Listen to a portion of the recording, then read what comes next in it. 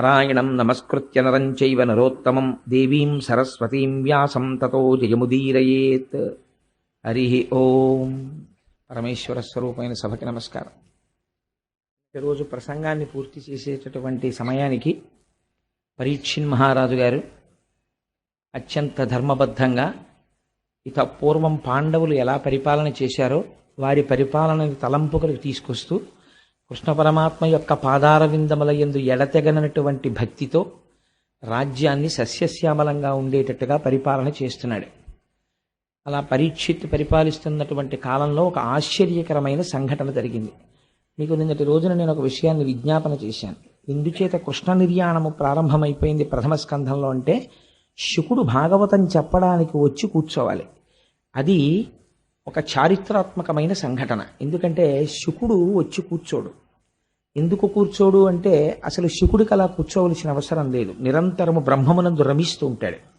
అటువంటి వాడు మీకు నేను మొదటి రోజున అనుకుంటా విజ్ఞాపన చేశాను. ఒక ఆవు పాలు పితకడానికి ఎంత సమయం పడుతుందో అంతకన్నా ఆయన ఏ ప్రాంతమునందు నిలబడడు. అటువంటి వాడు వచ్చి కూర్చోవాలి. అలా కూర్చోవాలంటే అదొక గొప్ప సందర్భం. ఆ సందర్భం ప్రారంభమైతే అసలు భాగవతం ప్రారంభం కావాలి. ఇంకక్కడి నుంచి మళ్ళీ అవతారములను వరుసగా తీసుకురావాలి. అది తీసుకురావాలంటే కృష్ణ నిర్యాణాది ఘట్టములు పూర్తవ్వాలి. అందుకని చెప్పి కృష్ణ నిర్యాణం ముందు వస్తుంది ప్రథమ స్కందంలో అని మీకు నేను మనవి చేశాను. కృష్ణ నిర్యాణం జరిగింది అంటే దాని అర్థం ఏమిటంటే కలియుగం ప్రారంభమైంది. కలిపురుషుడు ప్రవేశించాడు. కలిపురుషుడు ప్రవేశించిన దగ్గర నుంచి ఒక రకంగా ఆలోచిస్తే కలిపురుష ప్రవేశము చేత వచ్చేటటువంటి ప్రయోజనం ఒకటి ఉంది. ఆ మాట నేనంటే కొంచెం ఆశ్చర్యకరంగా అదేమిటండి మీరు అలా మాట్లాడారు అని మీకు అనిపించవచ్చు. కానీ ఒక యథార్థం నేను మీకు మనవి చేస్తున్నాను.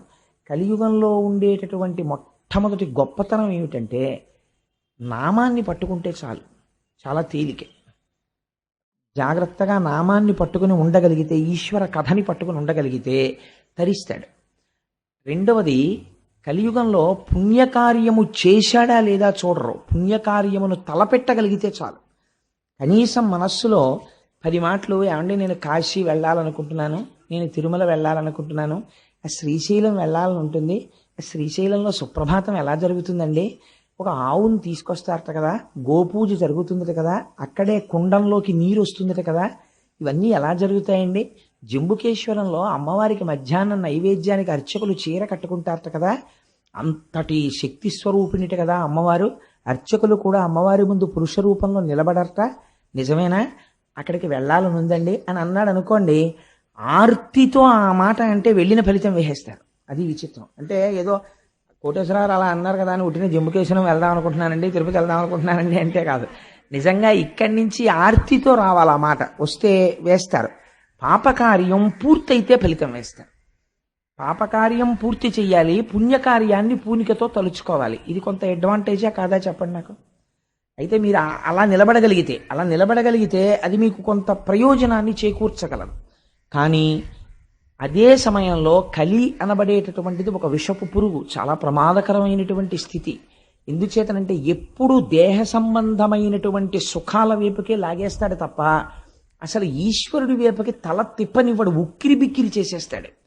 అటువంటి యుగం ప్రారంభం అవుతోంది. అందుకని ఈశ్వరుడు ఆ సమయంలో నిలబడి ఉంటే కృష్ణ పరమాత్మ ఈ కలిపురుష ప్రవేశం జరగదు.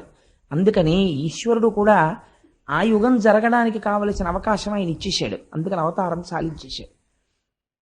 పరీక్షిన్ మహారాజు గారు దిగ్విజయ యాత్ర చేస్తున్నాడు. దిగ్విజయ యాత్ర చేస్తుండగా ఒక చోట ఒక ఆశ్చర్యకరమైనటువంటి సంఘటన చూశాడు.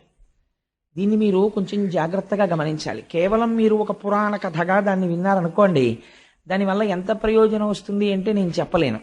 కానీ భాగవతంగా మీకు అర్థం కావాలంటే ఇది చాలా కీలకమైనటువంటి ఘట్టం.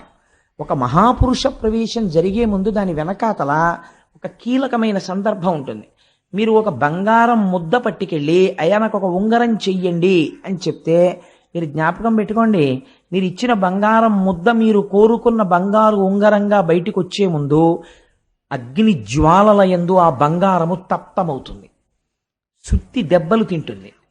ఇన్ని పడితే అప్పుడు మీరు కోరుకున్న బంగారం ఉంగరం చిన్న పెట్టిలో పెట్టి మీ చేతికి ఇస్తారు. ఉంగరముగా మారే ముందు, ఉంగరముగా వచ్చే ముందు వెనక ఒక గొప్ప విషమమైనటువంటి ఒక స్థితి నడుస్తుంది. ఇప్పుడు శుకుడు వచ్చి కూర్చోవలసినటువంటి సందర్భం వస్తోంది. రావాలంటే దాని వెనకాతల ఏదో ఒక మహత్తరమైన సంఘటన జరుగుతోంది. మీరు ఆ కోణంలో దాన్ని పరిశీలన చెయ్యలేదు అనుకోండి, భాగవతాన్ని వ్యాసుడు అలా ప్రారంభం చేసినటువంటి రహస్యం మీకు అందదు. అది అందిందనుకోండి, అందుకే భాగవతం విన్నంత మాత్రం చేత జీవితం మారిపోతుందంతే. అభయం ఇచ్చేశారు. భాగవతం విన్నాడు, కొన్ని కోట్ల కోట్ల జన్మల తర్వాత వాడు వింటున్నాడు భాగవతం అని చెప్పేశారు. ఇప్పుడు మీరు ఆ కోణంలో మనస్సుని సంసిద్ధం చేసుకుని వినండి. పరీక్షిన్ మహారాజు చూస్తున్నాడు. పరీక్షిన్ మహారాజు చూడడం కాదు, మీరు చూడాలి. ఇప్పుడు అలా ఎలా చూస్తారన్నది చివరికి సమన్వయం చేస్తాను. పరీక్షిన్ మహారాజు దిగ్విజయ యాత్రలో తిరుగుతూ తిరుగుతూ ఒక ప్రదేశమునకు వచ్చారు. వచ్చేసరికి అక్కడ ఒక ఆవు నిలబడి ఉంది, ఒక ఎద్దు నిలబడి ఉంది. ఈ ఆవు తల్లిలే పిల్లలు పక్కన లేక, పిల్లలు కనపడక, పిల్లల యొక్క క్షేమవార్త తెలియక ఏడుస్తున్నటువంటి తల్లి ఎలా ఉంటుందో అలా ఉన్నది. ఈ ఉపమానం నేను మీకు చెప్పాను అనుకోండి, వాచికంగా చెప్పినప్పుడు చాలా తేలిగ్గా ఉంటుంది. ఏముందండి అది పెద్ద అని మీరు దాన్ని చాలా తేలిగ్గా తీసేస్తారు. తండ్రికి ఈ ఉపమానం వెయ్యరు, తల్లికి వేస్తారు. ఎందుకనంటే నేను మీకు ఒక ఉదాహరణ చెప్తే మీరు తొందరగా దాన్ని పట్టుకోగలుగుతారు. నేను ఒకప్పుడు సామర్లకోటలో ఉద్యోగం చేస్తుండేవాడిని. అప్పుడు నేను సామర్లకోటలో ఒకరోజు సాయంకాలం బస్ స్టాండ్లో నిలబడి ఉన్నాను, కాకినాడ వచ్చే బస్సు ఎక్కడానికి. నిలబడి ఉండగా ఒక ఆశ్చర్యకరమైన సంఘటన జరిగింది. పల్లెటూరి వాళ్ళు, పాపం తెలియని వాళ్ళు, వాళ్ళందరూ కూడా ఏదో ఇటువైపు పక్కన ఆ పెద్దాపురం దాటిన తర్వాత జగ్గంపేట వెళ్ళవలసినటువంటి బస్సు ఒకటి ఎక్కాలి. ఈ చిన్న చిన్న పిల్లల్ని పట్టుకుని, ఇద్దరు మగపిల్లల్ని ఈ పల్లెటూరి ఆడవాళ్ళందరూ ఎక్కడంలో ఒక తల్లి కూడా ఒక బస్సు ఎక్కేసింది. ఎక్కేసిన తర్వాత ఆ బస్సు కండక్టర్ గారు అన్నారు, అయ్యో ఇది జగ్గంపేట వెళ్ళదమ్మా, ఈ బస్సు ఇటేదో వడ్లమూరు అటువైపుకు వెళ్ళిపోతుంది, పెద్దాపురం దాటిన తర్వాత ఇది జగ్గంపేట వెళ్ళదన్నాడు. మళ్ళీ అందరూ బిలబిల దిగిపోయారు. బస్సు వెళ్ళిపోయింది. బస్సు వెళ్ళిపోయిన ఒక్క 5 నిమిషాలకి ఈ తల్లితో పక్కనున్నావిడంది, మీ రెండో పిల్లాడేడే అంది. అనగానే అంతేనండి, అప్పటి వరకు చాలా ప్రశాంతంగా ఉంది పరిస్థితి. నీ రెండో పిల్లాడేడి అంది. అంతే, మారిపోయింది పరిస్థితి. ఆవిడ ఒక్కసారి చూపులు మారిపోయి ఉద్విగ్నం అయిపోయి అటు ఇటు చూసింది. కొడుకు కనపడలేదు. ఒక 2 నిమిషాలు మాత్రం అడిగింది, కొడుకేడి, మా అబ్బాయి అంది. కనపడలేదు. అంతే, బస్సు వెళ్ళిపోయి 10 నిమిషాలు అయిపోయింది. ఈవిడ పరిగెడితే దొరుకుతాడండి? మీరు చెప్తే నమ్ముతారా? ఆవిడికి ఒంటి మీద బట్ట ఉందో లేదో కూడా ఆవిడ చూసుకోలేదు. గుండెలు బాధేసుకుంటూ ఆ పిల్లాడి కోసం ఏడుస్తూ బస్ స్టాండ్లోంచి బయటికి పరిగెత్తి పారిపోతుంది. పారిపోతుంటే చుట్టుపక్కల ఉన్న వాళ్ళందరూ పట్టుకుంటే ఆగదే. నువ్వు ఎక్కడికి పరిగెడతావే, బస్సు వెళ్ళిపోయి 10 నిమిషాలు అయిపోయిందంటే పాపం ఎవరో ఒక మహోపకారులు ఉంటారు, వాళ్ళు చూసి అయ్యో బెంగ పెట్టుకోకండి అమ్మా, మేము తీసుకొస్తాం పిల్లాడిని, ఆ పిల్లాడిని గుర్తుపట్టగలిగిన వాళ్ళని మా బండి మీద ఎక్కమనండి అని చెప్పి 5 నిమిషాల్లో రివ్వును వెళ్ళిపోయి ఆ బస్సు ఆగిన చోటుకి వెళ్ళిపోయి ఆ పిల్లాడిని మళ్ళీ వెతికి పట్టుకుని ఎక్కించుకుని మళ్ళీ తీసుకొచ్చేసారు. తీసుకొచ్చే కానీ తల్లి సహజ స్థితికి వచ్చేసింది. వచ్చేస్తే ఏమే తీసుకొస్తారు కదా, అదేంటి ఆ గుండెలు బాధేసుకోవడం ఏమిటి, ఆ నేల మీద పడిపోవడం ఏమిటి, ఆ ఈ తలంతా దెబ్బలు, ఇదంతా నెత్తురు, ఆ కొట్టేసుకుంది, ఆ గుండెలంతా నిప్పి. అప్పుడు తెలుస్తోంది ఆవిడికి బాధ. ఆ కొడుకు కనపడే వరకు అసలు ఆవిడికి అలా దెబ్బలు తగిలాయని, నెత్తురు కారిపోతోందని, భూమికేసి కొట్టేసుకుంటున్నానని తెలియదు. తల్లి ప్రేమ అంటే అలా ఉంటుందండి. అమ్మ అన్న మాట అంత గొప్పది. అందుకే ఇవాళ పేపర్లో చూశాను, నేను చదవడం ఇవాళ టైమే కుదరలేదు. వేటూరి సుందరరామూర్తి గారు ఏడిచాడు మహానుభావుడు, తెలుగు భాషలో అమ్మని దూరం చెయ్యకండి అన్నాడు. అమ్మ అన్న మాటకి అంత గౌరవం ఉంది, అమ్మ అన్న మాట వెనక అంత ప్రేమ ఉంది. మాతృత్వంలో ఉన్నటువంటి ప్రేమ అంతటినీ తీసుకొచ్చి మీరు ఒక ముద్దగా పెడితే, ఆ ముద్దని మీరు చూడాలి అనుకుంటే ఆ ముద్దయే భూమి. భూమి అమ్మ. అందుకే భూమి గురించి ఎక్కడైనా చెప్పవలసి వస్తే పొంగిపోతారు ఋషులు. వాల్మీకి మహర్షి అయితే చితిక్షమా పుష్కర సన్నిభాక్షి అంటారు. అమ్మకుండే గొప్ప లక్షణం ఏమిటో తెలుసా అండి? ఓర్పు. ఎక్కడి నుంచి వస్తుందో తెలియదు. ఆ పిల్ల చివల్ రస్ అంటారు పెళ్లి చూపులకు ముందు. అమ్మో బలానా వాళ్ళ అమ్మాయిని చేసుకుంటారండి, అమ్మో ఆ అమ్మాయి ముక్కోపండి బాబు, అన్నింటికీ కోపడుతుందంటారు. ఎక్కడికి పోతుందో తెలియదు ఆ కోపం అంతాను. ఒక్క 2 పిల్లలు పుట్టేటప్పటికీ ఎంత అల్లరి చేయనివ్వండి, ఎంత ఓర్పు. ఓ 4 ఏళ్ళు పోయిన తర్వాత ఆ పిల్ల ఇంటికి వెడితే ఇటు ఆ అమ్మాయికే ఇంత ఓర్పు వచ్చేసింది, అంత ముక్కోపం ఉండేదనిపిస్తుంది. అమ్మకి ఓర్చగలిగినటువంటి గుణం ఉంటుంది. ఇవాళ భూమి దాన్ని కోల్పోయినది కలియుగ ప్రారంభంలో. అందుకని బిడ్డ కనపడని ఆవు ఏడ్చినట్టు ఏడుస్తోంది ఆవిడ. ఇది కలియుగానికి ప్రారంభం. అమ్మ ఏడుపుతో కలియుగం ప్రారంభమైంది. దీన్ని మీరు గుర్తుపట్టాలి. గుర్తుపడితే భాగవతం ఏమిటో మీకు అందుతుంది. ఏడుస్తుంటే పక్కన వచ్చి ఒక ఎద్దు నిలబడి ఉన్నది. ఇప్పుడు ఆ ఎద్దు ఒక కాలుతోనే ఉంది, 4 కాళ్ళు లేవు ఎద్దుకి, ఒక్కటే కాలు. అసలు మీరు ఒక విషయం ఆలోచించండి, ఒక కాలు మీద ఎద్దు నిలబడగలదా? ముందు 2 కాళ్ళు ఉండి వెనక 2 కాళ్ళు లేకపోతేనే ఆ ఎద్దుకి నడక లేదు.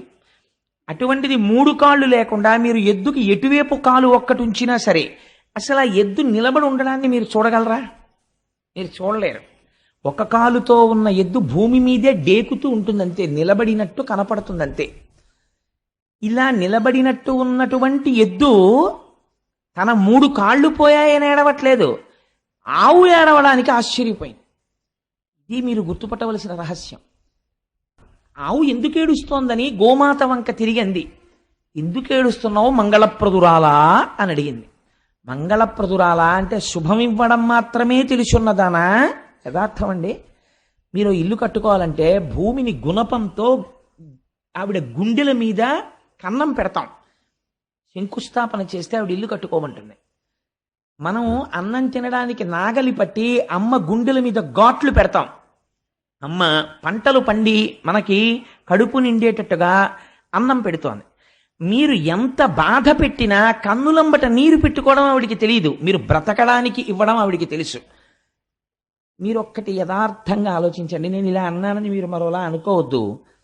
సూర్యుడికి నమస్కారం చేసేవాడు ఉంటాడు, శివాలయానికి వెళ్ళేవాడు ఉంటాడు, విష్ణు ఆలయానికి వెళ్ళేవాడు ఉంటాడు, వెంకటేశ్వర స్వామి ఆలయానికి వెళ్ళేవాడు ఉంటాడు, కాశీ వెళ్ళొచ్చి గంగ పూజ చేసేవాడు ఉంటాడు.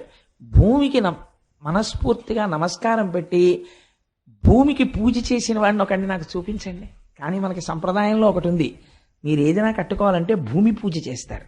భూమి పూజ చేయడమే శంకుస్థాపన. ఎందుకనంటే అమ్మ నీ గుండెల మీద ఘాట్లు ఎడతానమ్మా, నువ్వేం అనుకోకు, నేను ఇల్లు కట్టుకోవాలనుకుంటున్నాను. ఇది మనకి ఎప్పుడున్న అలవాటో తెలుసా అండి? అమ్మ తన రక్తాన్ని పాలగా మార్చిస్తుంది, వాడు అమ్మ స్తన్యాన్ని పళ్ళు రాగానే కొరుకుతాడు. ఆవిడికి ఎంత బాధ కలుగుతుంది. ఆవిడ చటుక్కని బొగ్గ మీద కొట్టి అంతకన్నా గట్టిగా కొడితే వాడికి నొప్పెడుతుందేమోనని ఒక్క నవ్వు నవ్వేస్తుంది. అమ్మ దగ్గర ఔదార్యం లేకపోతే అసలు బిడ్డడు ఎలా బతుకుతాడండి? భూమిని ప్రతిరోజు మన పట్ల అంత కారుణ్యంతో ఉన్న మూర్తిగా మనస్ఫూర్తిగా ఆవిడికి నమస్కరించేవాడు ఎక్కడున్నాడు? తొట్ట తుదన ఇంతమందితో మనం తిరిగి ఇంత డబ్బు సంపాదించి నావారనుకున్నటువంటి ఒక అజ్ఞానంతో వీళ్ళందరికీ పట్టుకొచ్చి అక్కడ పెడితే శరీరం పడిపోయిన తర్వాత 2 రోజులు ఉంచుకోరు. అంతవరకు ఎందుకండి? సొంత కారున్నవాడు ఎంతమంది ముందుకొచ్చి పార్థివ శరీరాన్ని మా కారులో పడుకోబెట్టండి తీసుకెడతామని గబుక్కును ముందుకు రారు కదా.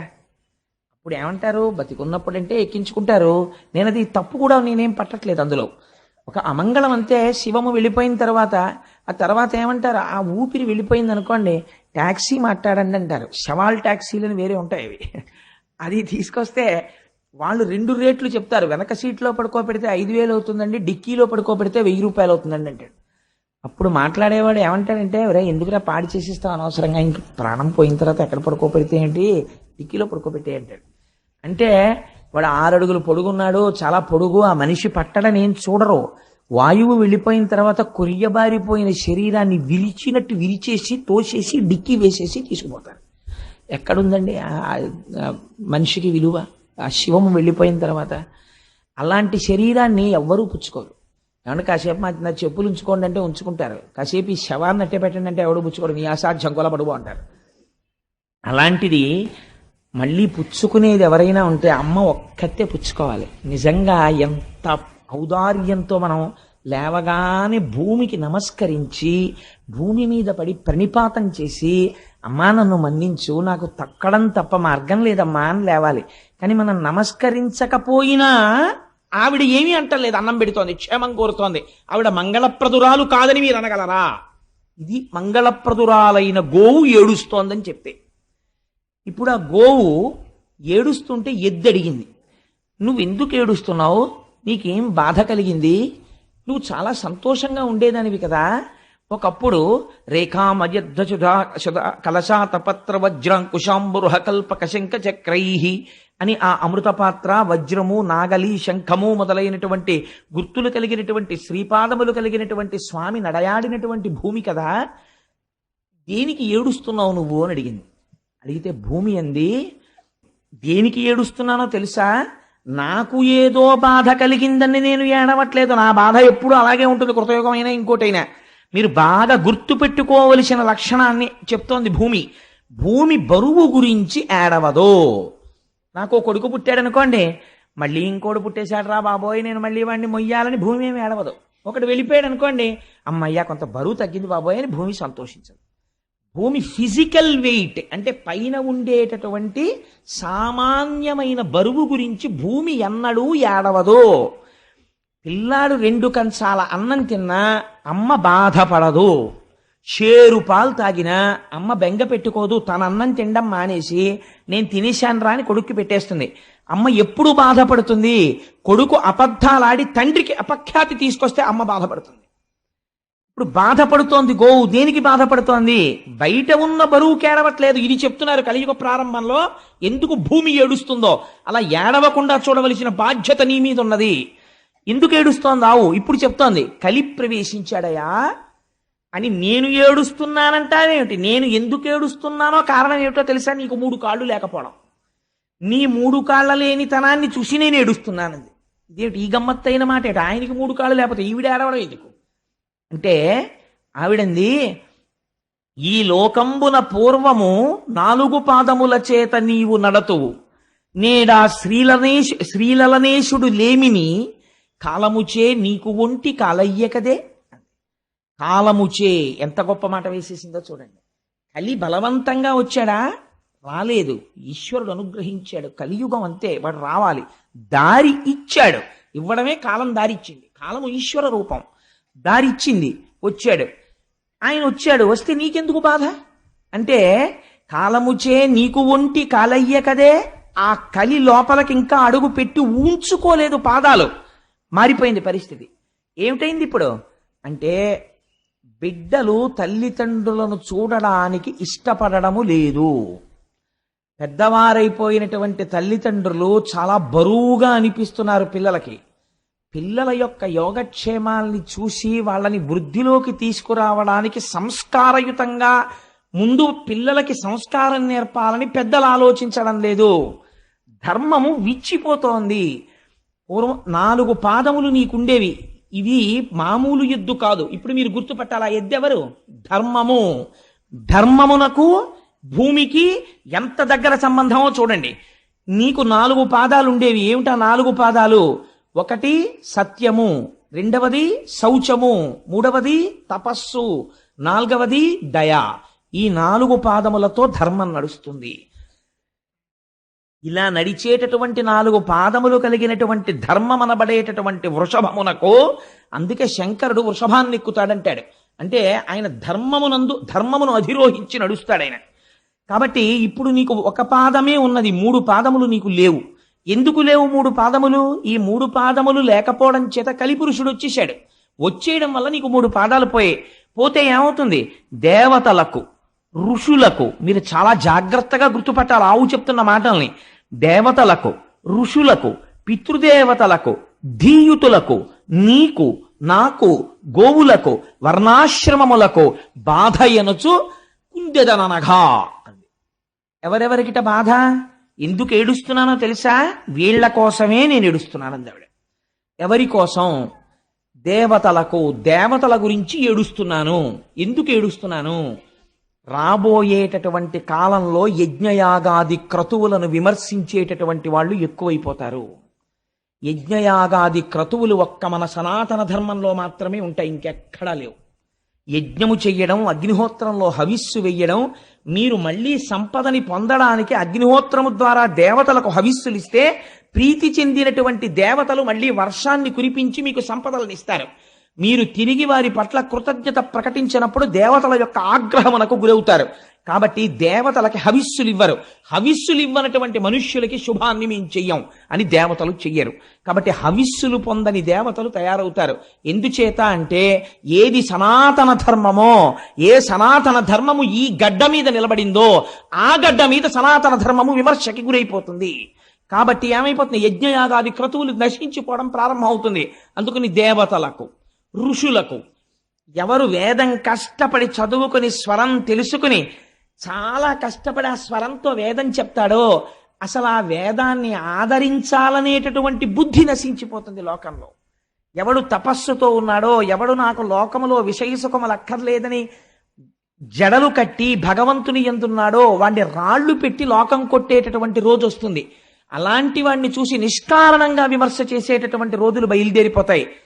నేను ఈ మాట అంటే నేను అసందర్భంగా అన్నానని మీరు అనుకోకండి. నేను తరచూ ఒక మాట చెప్తుంటాను. నాకు ఎక్కడైనా నేను తెల్లటి బట్టలు కట్టుకుని వెళ్ళిపోతుండగా నాకు కె విశ్వనాథ్ గారు కనపడితే, విశ్వనాథ్ గారికి నాకు మధ్యలో ఒక మురుగుడు గుంట ఉంటే నేను అది మురుగుడు గుంట ఉందని పక్కకి కూడా వెళ్లకుండా వారి పాదములకు ప్రణిపాతం చేయడానికి మురుగుడు గుంటలో పడిపోతాను అంటుంటాను. ఎందుకని అంటే బహుశా సినిమా రంగంలో ఆయన ఒక ఋషి. నేను ఈ మాట ఎందుకు అంటున్నానో తెలుసా అండి? ఆయన ఒక సినిమా తీశారు, నాకు ఆ పేరు జ్ఞాపకం లేదు, కానీ అందులో ఒక ఆఫీసరు వేదం చదువుకున్న వాళ్ళకి స్టైపెండ్ గ్రాంట్ చేస్తాడు. వేదం చదువుకుని 60 ఏళ్ళో 70 ఏళ్ళో వచ్చేసి వృద్ధుడైపోయినటువంటి పండితుడు పైన వస్త్రం కూడా లేకుండా ఉత్తరీయం వేసుకుని వచ్చి నిలబడితే ఆఫీసర్ ఎదురుగుండా 4 కుర్చీలు ఖాళీ ఉంటాయి. కూర్చోమని కూడా చెప్పడు, గోళ్లు కొరుకుతుంటాడు ఆయన. గోళ్లు కొరుక్కోవడం అంటే పని లేనివాడు చేసే పని ఏంటో గోళ్లు కొరుక్కుంటున్నామని. ఆయన కాలం గురించి మాట్లాడుతుంటాడు. అది విచిత్రం. అసలు కాలస్వరూపమైన ఈశ్వరుడు గురించి వేదం చెప్తోంది. వేదం చదువుకున్న వాడిని నించోపెట్టాడు, తను కూర్చున్నాడు. ఏమిటండి మీకు స్టైపెండ్ ఇమ్మంటారు, స్టైపెండ్ ఇమ్మంటారు, మీకేమొచ్చు చెప్పండి అంటాడు. ఘన చెప్పడం, జట చెప్పడం అంటే మాటలు కాదు. ఆయన ఘన జట చెప్తుంటాడు. చెప్తుంటే అబ్బబ్బబ్బబ్బబ్బా మాట మళ్ళీ ముందు పెట్టి వెనకబెట్టి ఎంతసేపు చెప్తారంటే టైం వేస్ట్ అంటాడు. సరే, ఆ తర్వాత ఇప్పుడు నేను సినిమా గురించి అంతా ఎందుకు గానండి అంటే ఏమైంది, కలియుగం ఎలా ఉంటుందో సెల్యులాయిడ్ మీద విశ్వనాథ్ గారు చూపించారు. ఇలా చూపించిన డైరెక్టర్ని ఒకటి నాకు చూపించండి. వేదము అవమానింపబడుతుంది. వేదం గురించి తెలుసున్నవాడు వేదం గురించి మాట్లాడాలి. వీడికి ఏం తెలుసు అని వేదం చదువుకున్న వాడికి వీడు స్కాలర్షిప్ను వీడు అదే స్టైపెండ్ గ్రాంట్ చేస్తాడు. ఘన జటా చదువుకున్న 70 సంవత్సరముల మహాపండితుణ్ణి నిలబెట్టి వేదం చదివితే వీడు నిర్ణయించి నెలకు 200 రూపాయలు గ్రాంట్ చేసేంత మొనగాడా. అంత అద్భుతంగా విమర్శ చేశాడు మహానుభావుడు. అందుకని దేవతలకు, ఋషులకు, పితృదేవతలకు తద్దినాలు పెట్టేవాళ్ళు కొరవైపోతారు. పితృదేవతలు ఏడుస్తుంటారు. ఒక్కడు తద్దినం పెట్టేవాడు కనపడ్డం. ఎందుకు పెట్టడు అంటే, ఎందుకండి శ్రాద్ధం పెట్టడం? శ్రాద్ధం అంత షార్ట్ కట్ ఏది ఉండదు. నేను ఒక మాట అంటే మీరు ఏమనుకోకండి, భాగవతంగా చెప్పేస్తే భాగవతం ఎందుకండి? పెద్ద కోడల్ని ఇంటికి తెచ్చుకునే ముందు అంత జాగ్రత్త ఎందుకు పడతారో తెలుసా? రేపొద్దున్న పితృదేవతలకి అందాలి అంటే ఆ పెద్ద కోడలు దీపం పెట్టాలి. కొడుకును పుట్టినటువంటి వాడు పెడితే అందుకోరు, కోడలు దీపం పెట్టాలి. తల్లిదండ్రుల పట్ల, అత్తమామల పట్ల సంస్కృతి సంస్కారం ఉన్న కోడలైతే దీపం పెడుతుంది. నేను ఎన్ని ఇళ్లలో చూశాను, తద్దినం పెట్టేటప్పుడు అసలు కోడలు వచ్చి దీపమే పెట్టదు. కాబట్టి పితృదేవతలకు ఇంత గొప్ప కోడలరా నా కోడలని వాళ్ళు ఏడుస్తారు అప్పుడు. అందుకని పితృదేవతలకు నీకు ధర్మం పోతోంది, నాకు భూమికి, నీకు నాకు గోవులకు. ఆవులు అవమానింపబడతాయి. ఎప్పుడు చెప్పేసిందో చూడండి, కలియుగ ప్రారంభంలో చెప్పేసింది. ఆవుల్ని కొడతారు, ఆవుల్ని అమ్ముతారు, ఆవుల తోళ్లు తీసేస్తారు, ఆవు మాంసం తింటారు. గోవు అవమానింపబడిన చోట ఏ గోవు నుంచి వచ్చిన సమస్త పదార్థములు గౌరవింపబడ్డాయో అక్కడ గోవుల్ని రక్షించుకోవడానికి కేంద్రాలు వెలియవలసినటువంటిది, ఉద్యమాలు నడపవలసినటువంటి దౌర్భాగ్యం ఈ జాతికి వచ్చేస్తుంది. కాబట్టి గోవులకు, నానావర్ణాశ్రమములకు బాధయనచు కుందెదననగా కలియుగం ప్రవేశించింది అనడానికి ఇదే గుర్తు. వీళ్ళందరూ బాధలకు గురవడం ప్రారంభమైపోతోంది. అందుకు ఏడుస్తున్నానయ్యా అంది. నీ ఒక మాట చెప్పింది, నీకు 4 పాదములు ఉండేవి, సత్యము, శౌచము, తపస్సు, దయ. ఇప్పుడు ఇందులో 3 పాదములు పోయాయి. మీరు అలా చెప్తే నేను అలా అన్నాను అనుకోండి, ఇప్పుడు అది బయట ఉన్నటువంటి ఒక ఎద్దా కాదని నేను అంటున్నాను కదా. ఎద్దు ధర్మస్వరూపం, ఆవు భూస్వరూపం అని కదా నేను చెప్తున్నాను. ధర్మస్వరూపమునకు 3 పాదాలు పోయాయంటే ఎలా పోతాయండి? మీరు ధర్మమన్నా ఆచరించాలి, అధర్మమన్నా ఆచరించాలి కదా. మీరు ధర్మంగా ఉండాలి, మీరు ధర్మం చేయలేదు కాబట్టి ఏం చేసినట్టు? అధర్మం చేసినట్టు. కాబట్టి ఈ 3 పాదాల స్థానాల్లో మరి అధర్మమైనటువంటి 3 ఏముంటాయి? అవేవో తిరుగుతున్నాయి అన్నమాట బయట. ఈ 3 ఇక్కడ లేవు అంటే 3 తిరగకూడనివేవో తిరుగుతున్నాయి. అవి ఇక్కడ ధర్మానికి ఉండవు పాదాలుగా, అధర్మానికి ఉంటాయి. దాని గురించి చెప్పక్కర్లేదు. కానీ ఆ 3 ఏమిటై ఉంటాయి? ఆ 3 తిరగబట్టి ఈ 3 తెగిపోయాయి. ఏ 3 తిరుగుతున్నట్టు అంటే సత్యం అనేటటువంటి పాదము తెగదు. జ్ఞాపకం పెట్టుకోండి. ఎందుకని? ఇన్ని అధర్మాలు చేసినా దేవుడి గురించి తెట్టేటటువంటి వాడికి కూడా లోపల దేవుడు ఉన్నాడు కాబట్టి తిరుగుతున్నాడు. వాడు తిన్నది జీర్ణం చేయడం మానేశాడు అనుకోండి, చచ్చి ఊరుకుంటాడు. వాడు ఏం తిడతాడు వాడు? అందుకని లోపల ఆయన ఉండి ఊపిరిని వాక్కుగా మారిస్తే తిడుతున్నాడు కృతజ్ఞుడై. కాబట్టి ఈశ్వరుడు ఇంకా ఉన్నాడు కాబట్టి ఈ లోకం ఉన్నది, మారని పదార్థము ఇంకా కాపాడుతోంది కాబట్టి సత్యం అలా ఉన్నది. అదొక్కటే పాదం. మరి పోయినది ఏది? శౌచము పోయినది. శౌచము దేని చేత పోయినది అంటే దుష్టజనులతో కూడినటువంటి సంగము వలన పోయినది. అంటే ఎంత పెద్ద కాషన్ ఆర్డర్ పడిపోయిందో చూడండి భాగవతంలో. అన్నిటికన్నా జీవితంలో మీరు చాలా జాగ్రత్తగా ఉండవలసినది దేని విషయంలో? స్నేహము విషయంలో. మీ ఇంటికి తమంత తాముగా 50 మంది రావచ్చు, 50 మంది మాట్లాడచ్చు. మీ స్థితి నుంచి మీరు జారిపోకూడదు. జారిపోకుండా దుష్టుడైన వాడు మీ ప్రమేయం లేకుండా ఒకనాడు మీకు తారసపడతాడు, మీతో వచ్చి మాట్లాడతాడు. వాడి మాటలు మీరు ఎలా వినాలంటే తామరాకు మీద నీటి బొట్టు పట్టినట్టు పట్టాలి. అది వెంటనే జారిపోవాలి తప్ప, ఒక చిరునవ్వుతో విని వదిలిపెట్టాలి తప్ప దానికి మీరు మనసులో స్థానం ఇచ్చారనుకోండి అంతే, శౌచము పోతుంది.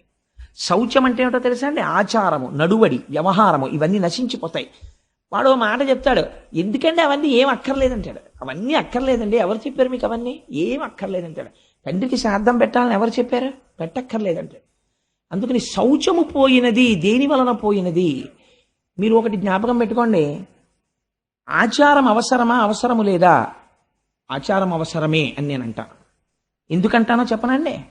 ఆచారము ముందు లేకపోతే మీరు మొహం కడుక్కోకుండా అన్నం ఎందుకు తినరు? మొహం కడుక్కోకుండా అన్నం ఎందుకు తినకూడదండి? మొహం కడుక్కోకుండా లోపలికి ఎడుతోంది కదా, పాచి ఎక్కడి నుంచి వచ్చింది? మీలోంచి వచ్చిన పాచే కదా మీ నాలిక మీద ఉన్నది, పళ్ళ మీద ఉన్నది. నేనే పుచ్చేసుకుంటాను, మళ్ళీ నేను తింటాను అన్నం. ఎందుకు తింటలేదు? లేకపోతే మీరు స్నానం చేయకుండా అన్నం ఎందుకు తింటలేదు? లేకపోతే నేను చొక్కా కింద ప్యాంటు పైన వేసుకుంటాను, ఎందుకు వేసుకోరు? అంటే ఒక ఆచారం ఉన్నది ప్రపంచంలో.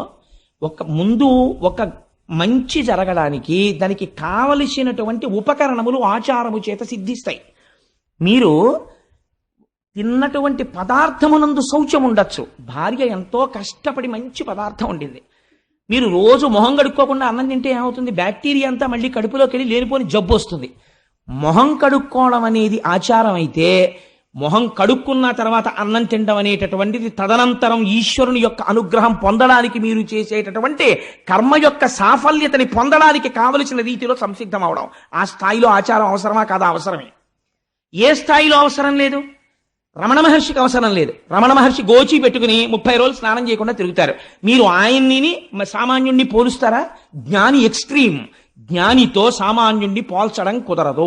ఆయన బ్రహ్మమునందు రమిస్తున్నాడు, నువ్వు రమించి మానే. అప్పుడు నీకు అసలు ఒంటి మీద బట్టలేదన్న విషయం స్పృహలో లేదు. అప్పుడు నీవు ఆచారం గురించి మాట్లాడలేవు. ఇప్పుడు నువ్వు ఆచారం గురించి ఎలా మాట్లాడతావు? కుదరదు. అది కుదిరేటటువంటి విషయం కాదు. నీకు ఈ స్థాయిలో ఆచారం అవసరమే. రమణులు నిర్ధారించారు.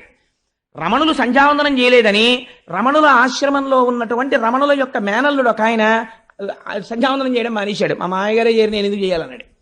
అంటే ఆశ్రమంలో ఉన్న వాళ్ళు రమణ మహర్షికి చెప్పారు, నా స్థాయి వాడికి ఇంకా పొందలేదు. పొందిన నాడు తనంత తాను సంధ్యావందనం చెయ్యవలసిన అవసరం లేకుండా జ్ఞానిగా నిలబడ్డం వాడికి తెలుస్తుంది.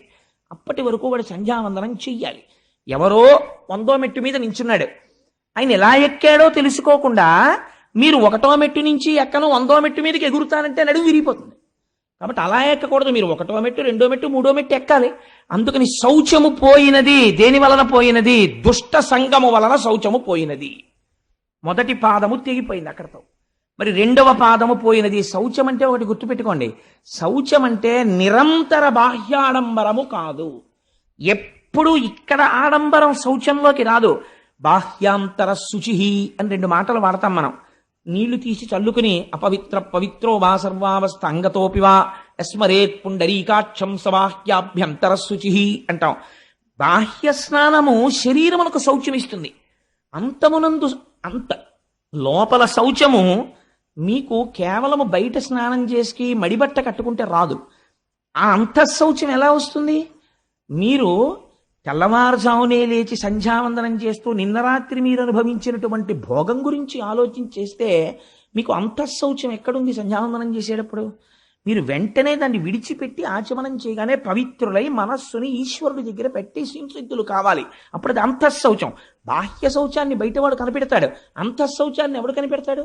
మీకు మీరే సాక్ష్యంతే. అంతఃశౌచము బాహ్య శౌచము రెండూ ప్రధానమే. అంతఃశౌచం ఏర్పడడానికి బాహ్య శౌచం మరీ అవసరమైపోతుంది ఒక స్థాయిలో. ఆ తర్వాత మెట్లెక్కి ఒక స్థితికి చేరిపోయిన తర్వాత అది ఎంతవరకు అవసరం అన్నదాన్ని నిర్ధారించడం చాలా కష్టం అవుతుంది. అందుచేత ఇప్పుడు శౌచము దేని వలన పోయినది? దుష్ట సంగము వలన పోయినది. రెండవ పాదమైనటువంటి ఒకటి సత్యము, ఒకటి శౌచము, మూడవది దయ. దయ పోయినది. దయ దేని వలన పోయినది? దయ పోవడానికి ప్రధానమైనటువంటి కారణం ఏది అంటే అహంకారము వలన దయ నశించిపోతుంది.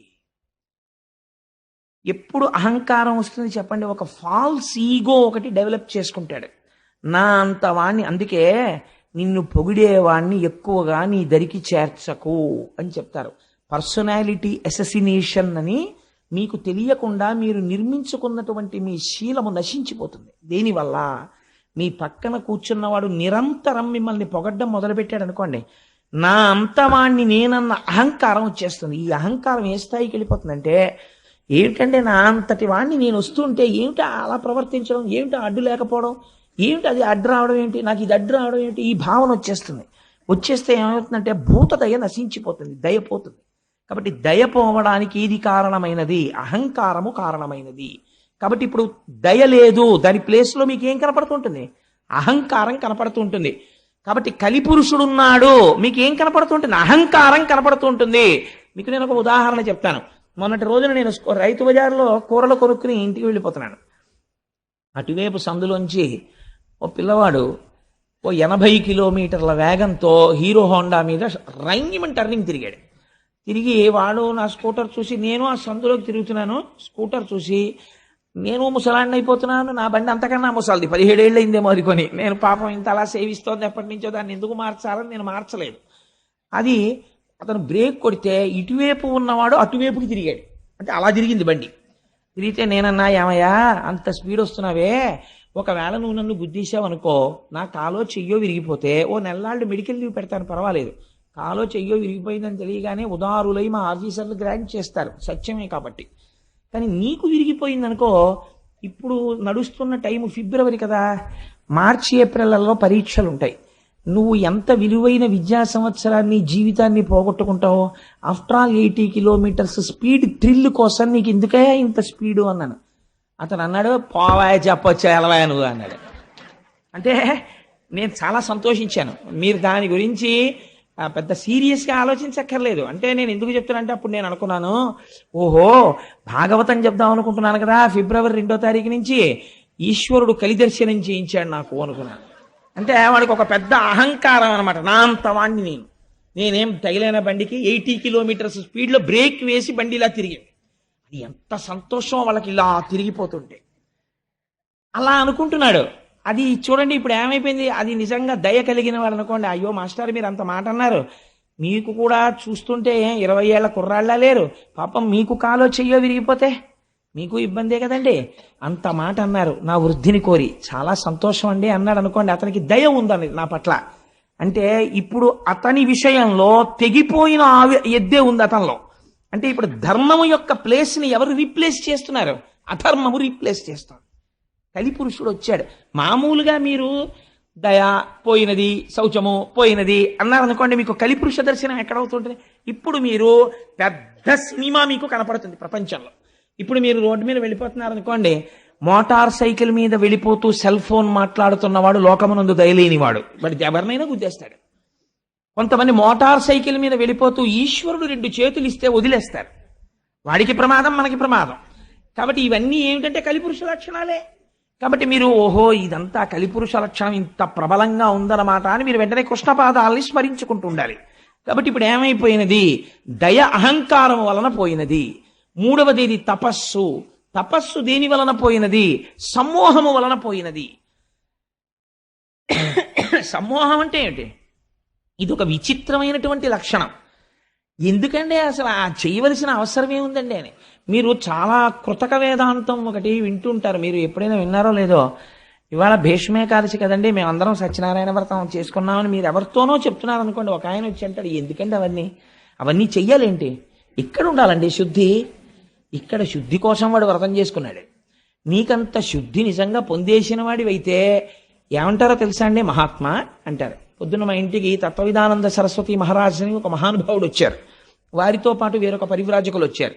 వారిని ఏమని పిలుస్తారో తెలుసా అండి? ఎప్పుడు నేను గమనిస్తూ ఉంటాను. రండి మహాత్మా అంటుంటారు అందరినీ. తత్వవిధానంద సరస్వతి మహారాజ్ దగ్గర శిష్యుడని చెప్పుకోవలసిన స్థాయి వారై ఉండవచ్చు వారు, లేదా వారి నాన్నగారి దగ్గర చదువుకున్నారు. అయినా వారికి అహంకారం ఉండదు. వారు ఆయన్ని కూడా తన పక్కన కూర్చోపెట్టుకుని చక్కగా వారిని పిలిచేటప్పుడు మహాత్మా రండి అంటారు. ఆ పిలుపులో ఆయనలో కలి ప్రవేశించలేకపోయాడు అనమాట. అందుకని అహంకారాన్ని చెక్ చేస్తున్నారు ఆయన. ఇప్పుడు అహంకారం లేదు, ఏదుంది? దయ ఉన్నది. అక్కడ అంటే ఇప్పుడు ఎవరున్నారు? కృష్ణుడున్నాడు. అక్కడ కృష్ణుడున్నాడు తప్ప కలి లేడు. కృష్ణుడే ఉన్నాడని ఏమి గుర్తు? మీరు ఏం చెప్పమన్నా కృష్ణుడి గురించే చెప్తుంటారు, ఈశ్వరుడు గురించే పలుకుతుంటారు. ఎందుకు పలుకుతుంటారు? లోపల ఆ పాదం లేదు, ఈ పాదం ఉంది. కాబట్టి ఎక్కడుందండి ఆ ఎద్దు? నిజంగా అక్కడెక్కడో పరీక్షిత్తు కనపడలేదు. ప్రతి చోట మీకు ఈ ఆవు ఎద్దు కనపడుతూనే ఉంటాయి. ఇలాంటి ఎద్దు కనపడ్డప్పుడల్లా ఈ ఆవు ఏడుస్తూనే ఉంటుంది. ఈ ఆవు ఏడిచినప్పుడల్లా పిడుగులు పడుతూనే ఉంటాయి, సునామీలు వస్తూనే ఉంటాయి. లోకమునందు అలా ఏడ్పించడాలు ఎక్కువైపోయాయి అనుకోండి, మహాత్ముల జోలికి వెళ్ళిపోయారనుకోండి, సునామీలు వచ్చేస్తాయి, పిడుగులు పడిపోతాయి, భూకంపాలు వచ్చేస్తాయి, సర్వనాశనం అయిపోతుంది. భూమి ఏడ్చింది. ఆ ఏడ్పు వల్ల వచ్చినటువంటి అదంటే దుష్టమైనటువంటి ఫలితం అది. కాబట్టి తపస్సు దేని వలన పోయింది? సమ్మోహము వలన పోయినది. కాబట్టి ఇప్పుడు ఈ 3 పోయాయి. ఈ 3 స్థానంలో ఏమి వచ్చినట్టు? ధర్మము యొక్క పాదములు పోయి అధర్మము యొక్క పాదములు వచ్చాయి. అధర్మము యొక్క పాదములు ధర్మమునకు అంటుకుని ఉంటాయా? ఉండవు. అది ధర్మము యొక్క ధర్మస్వరూపమైన వృషభము. అందుకని 3 పాదములు లేకుండా కనపడుతోందంటే కలియుగంలో. సో అదర్వైజ్ సేస్ ఇంకొక చోట ఉన్నాయి ఆ 3 పాదాలు. ఆ 3 పాదాలే ఇప్పుడు తిరుగుతున్నాయి. కాబట్టే నేను ఏడుస్తున్నాను.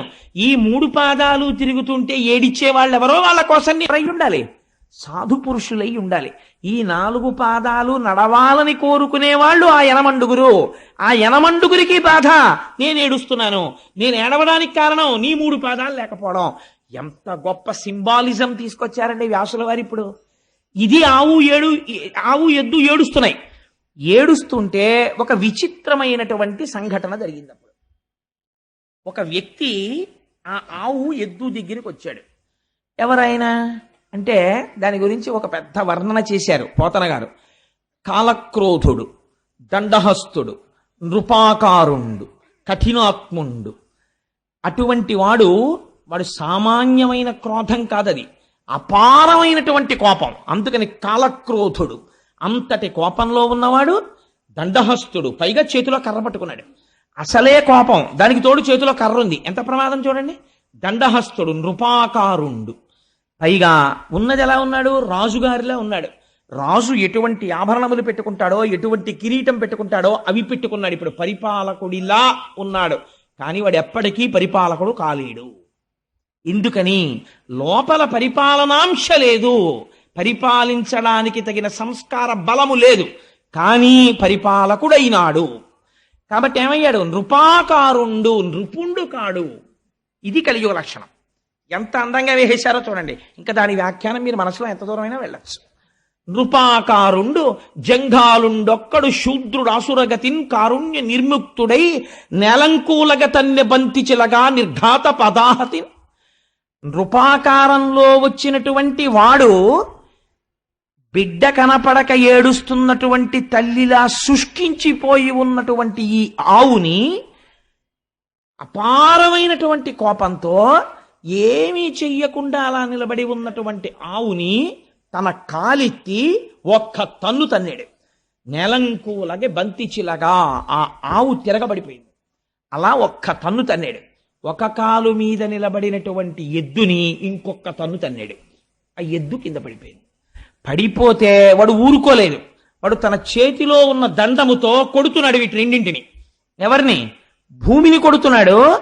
అంటే ఏ భూమిని వలన తాను బ్రతుకుతున్నాడన్న విషయాన్ని మరిచిపోయి ప్రవర్తిస్తున్నాడు. ధర్మమును దెబ్బతీస్తున్నాడు. అదే పనిగా కొడుతున్నాడు. ఇవి రెండు ఏడుస్తూ కన్నుల వెంట నీరు కారుస్తూ కింద పడి లేచి కుంటి పడి ఉన్నాయి. కైలాసాచల సన్నిభంబగు మహాగంభీర గోరాజమున్ అటువంటి ఆవుని పట్టుకుని ఇలా కొట్టి ఏడిపిస్తున్నాడు. ఆ ఆవు ఎలా ఉంది? కైలాసాచల సన్నిభంబగు మహాగంభీర గోరాజమున్. అటువంటి ఆవు కైలాస పర్వతం ఎలా ఉంటుందో అంత తెల్లమైనటువంటి ఆవు. ఎందుకండి ఆ పోలిక వేయాలి? కైలాసము ఈశ్వరుని ఆవాసము. ఈశ్వరుడు పైకి అపవిత్రంగా కనపడతాడు. మీకు ఎలాగో దక్షయజ్ఞ ధ్వంసం వస్తుంది 2-3 రోజుల్లో. అసలు ఆ దక్షయజ్ఞ ధ్వంసం ఇందురు గాని ఎన్ని గమ్మత్తులుంటాయో. పార్వతీ పరమేశ్వరులు మాట్లాడుకుంటారు. పుట్టింటికి పిలవకుండా వెళ్ళాలా వద్దా పెద్ద సబ్జెక్టు. అంత పెద్ద సబ్జెక్టు వాళ్ళిద్దరి మధ్య నడిస్తే ధర్మ సంబంధమైనటువంటి చర్చ చేస్తారు ఇద్దరు. ఆఖరికి వెళ్ళింది పార్వతీదేవి. సరే, ఆ తదనంతర విషయాలు ఎలా ఉంటాయి, వీరభద్రుడు ఎలా వస్తాడు, అసలు పోతన గారి పద్యాలు ఎలా ఉంటాయి ఆ సమయంలో మీరు చూద్దురు గాని ఆ విషయాన్ని. అది వేరు మాట. కానీ నేను ఎందుకు ఈ విషయాన్ని ఇప్పుడు విజ్ఞాపన చేశానంటే, అక్కడ ఈ ఆవుని ఎద్దుని కొట్టేటప్పుడు కైలాసాచల సన్నిభంబగు మహాగంభీర గోరాజమున్, పైకి అమంగళంగా ఉన్నట్టు కనపడతాడు ఈశ్వరుడు. పుర్రెలమాల వేసుకున్నట్టు, శ్మశానంలో ఉన్నట్టు, శవ విభూతి రాసుకున్నట్టు ఉంటాడు. ఆయనంత మంగళప్రదుడు వేరొకడు లేడు. అందుకని ఆయనకి శివ అని పేరు. పైకి అమంగళంగా కనపడతాడు. కాబట్టి ఇప్పుడు ఏమైంది? పరస్పర విరుద్ధమైనటువంటి విషయాలు రెండు ఏకకాలమునందు ఒకరి యందు ఉన్నాయి. అలా ఎప్పుడూ చేసేటటువంటిది మంగళమే. మీరు ఒకటి గుర్తుపెట్టుకోండి, శివుడు అమంగళం చెయ్యడు, ఆవు అమంగళం చెయ్యదు. ఆవు ఆయన చాలా గొప్పవాడు. నేను ఇలా చెప్పానని మీరు ఏమనుకోకండి. నేను ఒక ఉదాహరణ చెప్తాను. దీనివల్ల పెద్దలు ఎంత బాధపడ్డారంటే, ఒకానొక సమయంలో రమణ మహర్షి స్నానం చేస్తే ఆయన అప్పటికి పాపం సర్కోమా తీవ్రత పొందేసి అడుగు తీసి అడుగు వెయ్యలేని స్థితిలో ఒక గదిలో స్నానం చేస్తుండేవారు. స్నానం చేస్తే ధూర్త లక్షణాలు అంటే ఎలా ఉంటాయంటే, ఆయన స్నానం చేసిన నీళ్లు తూములోంచి బయటికి వచ్చేస్తుంటే ఆయన చూడకుండా ఆయన స్నానానికి వెళ్ళగానే సీసాలు అట్టుకుని నించునేవారు. ఆయన స్నానం చేసి నీళ్లు బయటకు వస్తుంటే తూములోంచి ఆ సీసాలో నీళ్లు అట్టుకుని పట్టుకెళ్లి తీర్థాల కింద ముచ్చేసుకునేవారు. ఆయన ఒకసారి బయటకు వచ్చి చూసి తెల్లపోయారు, ఏమిటి వీరి పనులని. రమణ మహర్షి స్నానం చేసిన నీళ్లు తాగితే జ్ఞానం వస్తుందా? రమణ మహర్షి చెప్పినటువంటి విషయాన్ని మీరు పాటిస్తే జ్ఞానం వస్తుందా? అంటే అర్థం ఉండదా చేసేటటువంటి పనికి. అలా ఆయన ఎంత మహాజ్ఞాని కానివ్వండి, ఆయన ఎంత గొప్పవాడు కానివ్వండి, ఆయన మూత్ర విసర్జన చేశాడు అనుకోండి, ఆ మూత్ర విసర్జన చేసినటువంటి మూత్రాన్ని తీసుకొచ్చి మీరు ఈశ్వరార్చనలో వాడగలరా? ఆయన మహాజ్ఞాని. మీరు వాడరు, అలా వాడకూడదు కూడా, అసలు ఆ ప్రశ్నే రాదు. ఒక ఆవు మూత్ర విసర్జన చేసింది అనుకోండి, మీరు ఆ ఆవు మూత్రాన్ని పట్టి ఇంటికి తీసుకొచ్చి శుద్ధికి చల్లుకుంటారు. ఆవు మల విసర్జన చేసింది అనుకోండి, దాన్ని పట్టి తెచ్చి చంటి పిల్లల ఒంటికి రాస్తారు. ఎదర దశమస్కంధాల్లో విందురు కానీ మీరు దృష్టి దోషం రాదు. పైగా శుద్ధి జరగాలంటే ఆవు పేడ నీళ్లలో కలిపి కళ్ళాబీ చల్లుతారు, సూక్ష్మక్రిములు చచ్చిపోతాయని. ఆవు పేడ శుద్ధికి ఉపయోగపడుతుంది, ఆవు మూత్రము శుద్ధికి ఉపయోగపడుతుంది, ఆవు పాలు అభిషేకములకు ఉపయోగపడతాయి, ఆవు పాలు మేధస్సుకు ఉపయోగపడతాయి, ఆవు పాలు అమ్మలేని బిడ్డడి యొక్క శరీరాన్ని పోషించడానికి తల్లిపాలలా ఉపయోగపడతాయి. ఆవు ఎప్పుడు ఆవు నుంచి వచ్చినటువంటి సమస్త పదార్థములు మన యొక్క ఉన్నతికే ఉపయోగపడతాయి. కానీ ఆవు ఎక్కడ ఉంటుంది? ఇంటి బయట పెరట్లో ఉంటుంది ఎక్కడో తప్ప. అయ్యో ఆవా, నీ పాలతో అభిషేకం చేసుకుంటుంటే నాకు వచ్చినటువంటి గ్రహాల యొక్క దోషానికి ఉపశాంతి కలిగింది. పాపం నువ్వు అక్కడ ఉండడం ఏంటే, వచ్చి నువ్వు కూడా హాల్లో ఉండని తెచ్చి మీరు కడతారా? కట్టరు. ఆవు ఎలా ఇంట్లోకి రాదో, పెరట్లో ఉండి మీకు ఉపకారం చేస్తుందో, రుద్రభూమిలో ఉండి మీకు ఉపకారం చేస్తాడు శంకరుడు. అందుకని కైలాసాచల సన్నిభంబగు మహాగంభీర గోరాజమున్ నిరంతరము ఉపకారము తప్ప వేరొకటి తెలియనటువంటి ఆ ఆవుని నీ చరణంబుల నెవ్వడిటి నిర్దలితంబుక చేసే వాడు తా ఖేచరుడైన మణికీలిత భూషణయుక్త బాహులం వేచని త్రుంచివైతూ వినువీధికి నేగిన నెలడాగినన్నాడు పరీక్షిత్. ఎవరు నిన్నిలా కొట్టినవారు? ఎవరు? నువ్వు చేసినటువంటి ద్రోహం ఏమిటి? నువ్వు పాలిస్తావు, నీ పేడ ఉపయోగపడుతుంది, నీ మూత్రం ఉపయోగపడుతుంది. ఇన్నింటిని వాడుకుని వాచివి అయిన గడ్డి తిని వాహినులందు జలంబు త్రాగగా నువ్వు చేసినటువంటి దోషం ఏమిటి? ఎక్కడో వాచవి అయిన గడ్డి తిని, పోనీ అయ్యో గడ్డి తినేసిందండి దుర్మార్గం ఎద్దు అందామా అంటే, ఎవ్వరికీ పనికిరానటువంటి గడ్డి ఆ ఎద్దు తింటోంది. వాచవి అయిన గడ్డి తిని వాహినులందు జలంబు త్రాగగా, గడ్డి అంటే తింటాను కానండి, ఫిల్టర్ వాటర్ తాగకపోతే నాకు పడదండి, పాలు ఇవ్వలేను, పాలు నీటితో రావాలి కదా. మీకు ఆవు పాలు మీ చంటి పిల్లాడికి పడతానంటున్నారు, మరి మీరు నాకు కుడి తెడితే ఆ కుడితిలో అంశయే పాలగా వస్తాయి, అవి చెంచాడు మీ అబ్బాయి నోట్లో పొయ్యగానే వాడికి డయేరియా వచ్చేస్తుంది. అందుకని ఆవుకి మాత్రం ఫిల్టర్డ్ వాటరే పట్టండి అని ఆవు ఎప్పుడైనా అడిగిందండి? మీ ఇంటికి వచ్చి మీ బిందెలో నీళ్లు కూడా అది అడగలేదు. ఎక్కడ నీళ్లు తాగింది? వాహినులందు జలంబు త్రాగగా, ఎక్కడో మీరు వెళ్ళి నీరు తెచ్చుకోని చోట తన మూతి పెట్టి నీరు తాగింది. ఎందుకు ఈ మాట అన్నారో తెలుసా అండి? ఒక రహస్యం ఉంది. ఎద్దుని పాము ఎక్కడ కరిచినా చచ్చిపోదు అంటారు. ఎక్కడ కుడితే చచ్చిపోతుంది, మూతి మీద కుడితే మాత్రం చచ్చిపోతుంది. ఆ మూతి అందుకే పెట్టేటప్పుడు చాలా జాగ్రత్తగా పెట్టాలి. పుట్టల మీద గడ్డి బాగా పెరుగుతుంది.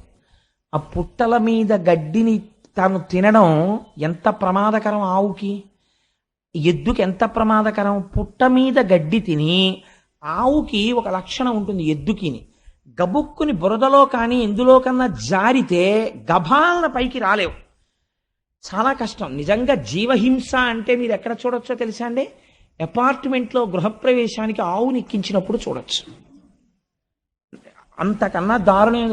ఆవు బొమ్మట్టుకుని వెళ్ళకూడదండి. మీరు ఆవును అందులో న్యాసం చేసి, సుబ్రహ్మణ్య శర్మ గారు రేపు మనకు వ్రతం చేయిస్తుంటారు, ఆయన నాకు ఒక సందర్భం చెప్పారు. 3rd ఫ్లోర్లో పూర్తి అయ్యవని అపార్ట్మెంట్లో ఎవరో గృహప్రవేశం అవుతూ ఆవుని బలవంతంగా ఎక్కించేసి ముందే లోపల పెట్టారట. పెడితే పాపం ఈ పుణ్యాత్ముడికి తెలియక గృహప్రవేశానికి ముందు మంగళవాయిద్యం చేయండి అనేది. అంటే వాళ్ళు మంగళవాయిద్యం చేశారు. చేయగానే తెల్లవారకట్ల 3 గంటల ముహూర్తం. ఈ ఆవు బెదిరిపోయి ఇంకా గ్రిల్స్ పెట్టినటువంటి కిటికీలోంచి సగం దూకేసింది. కింద రోడ్డు ఉంది. ఆ ఆవుకి వెనక్కి రావడం తెలియదు, ముందుకు పడిపోతే చచ్చిపోతుంది.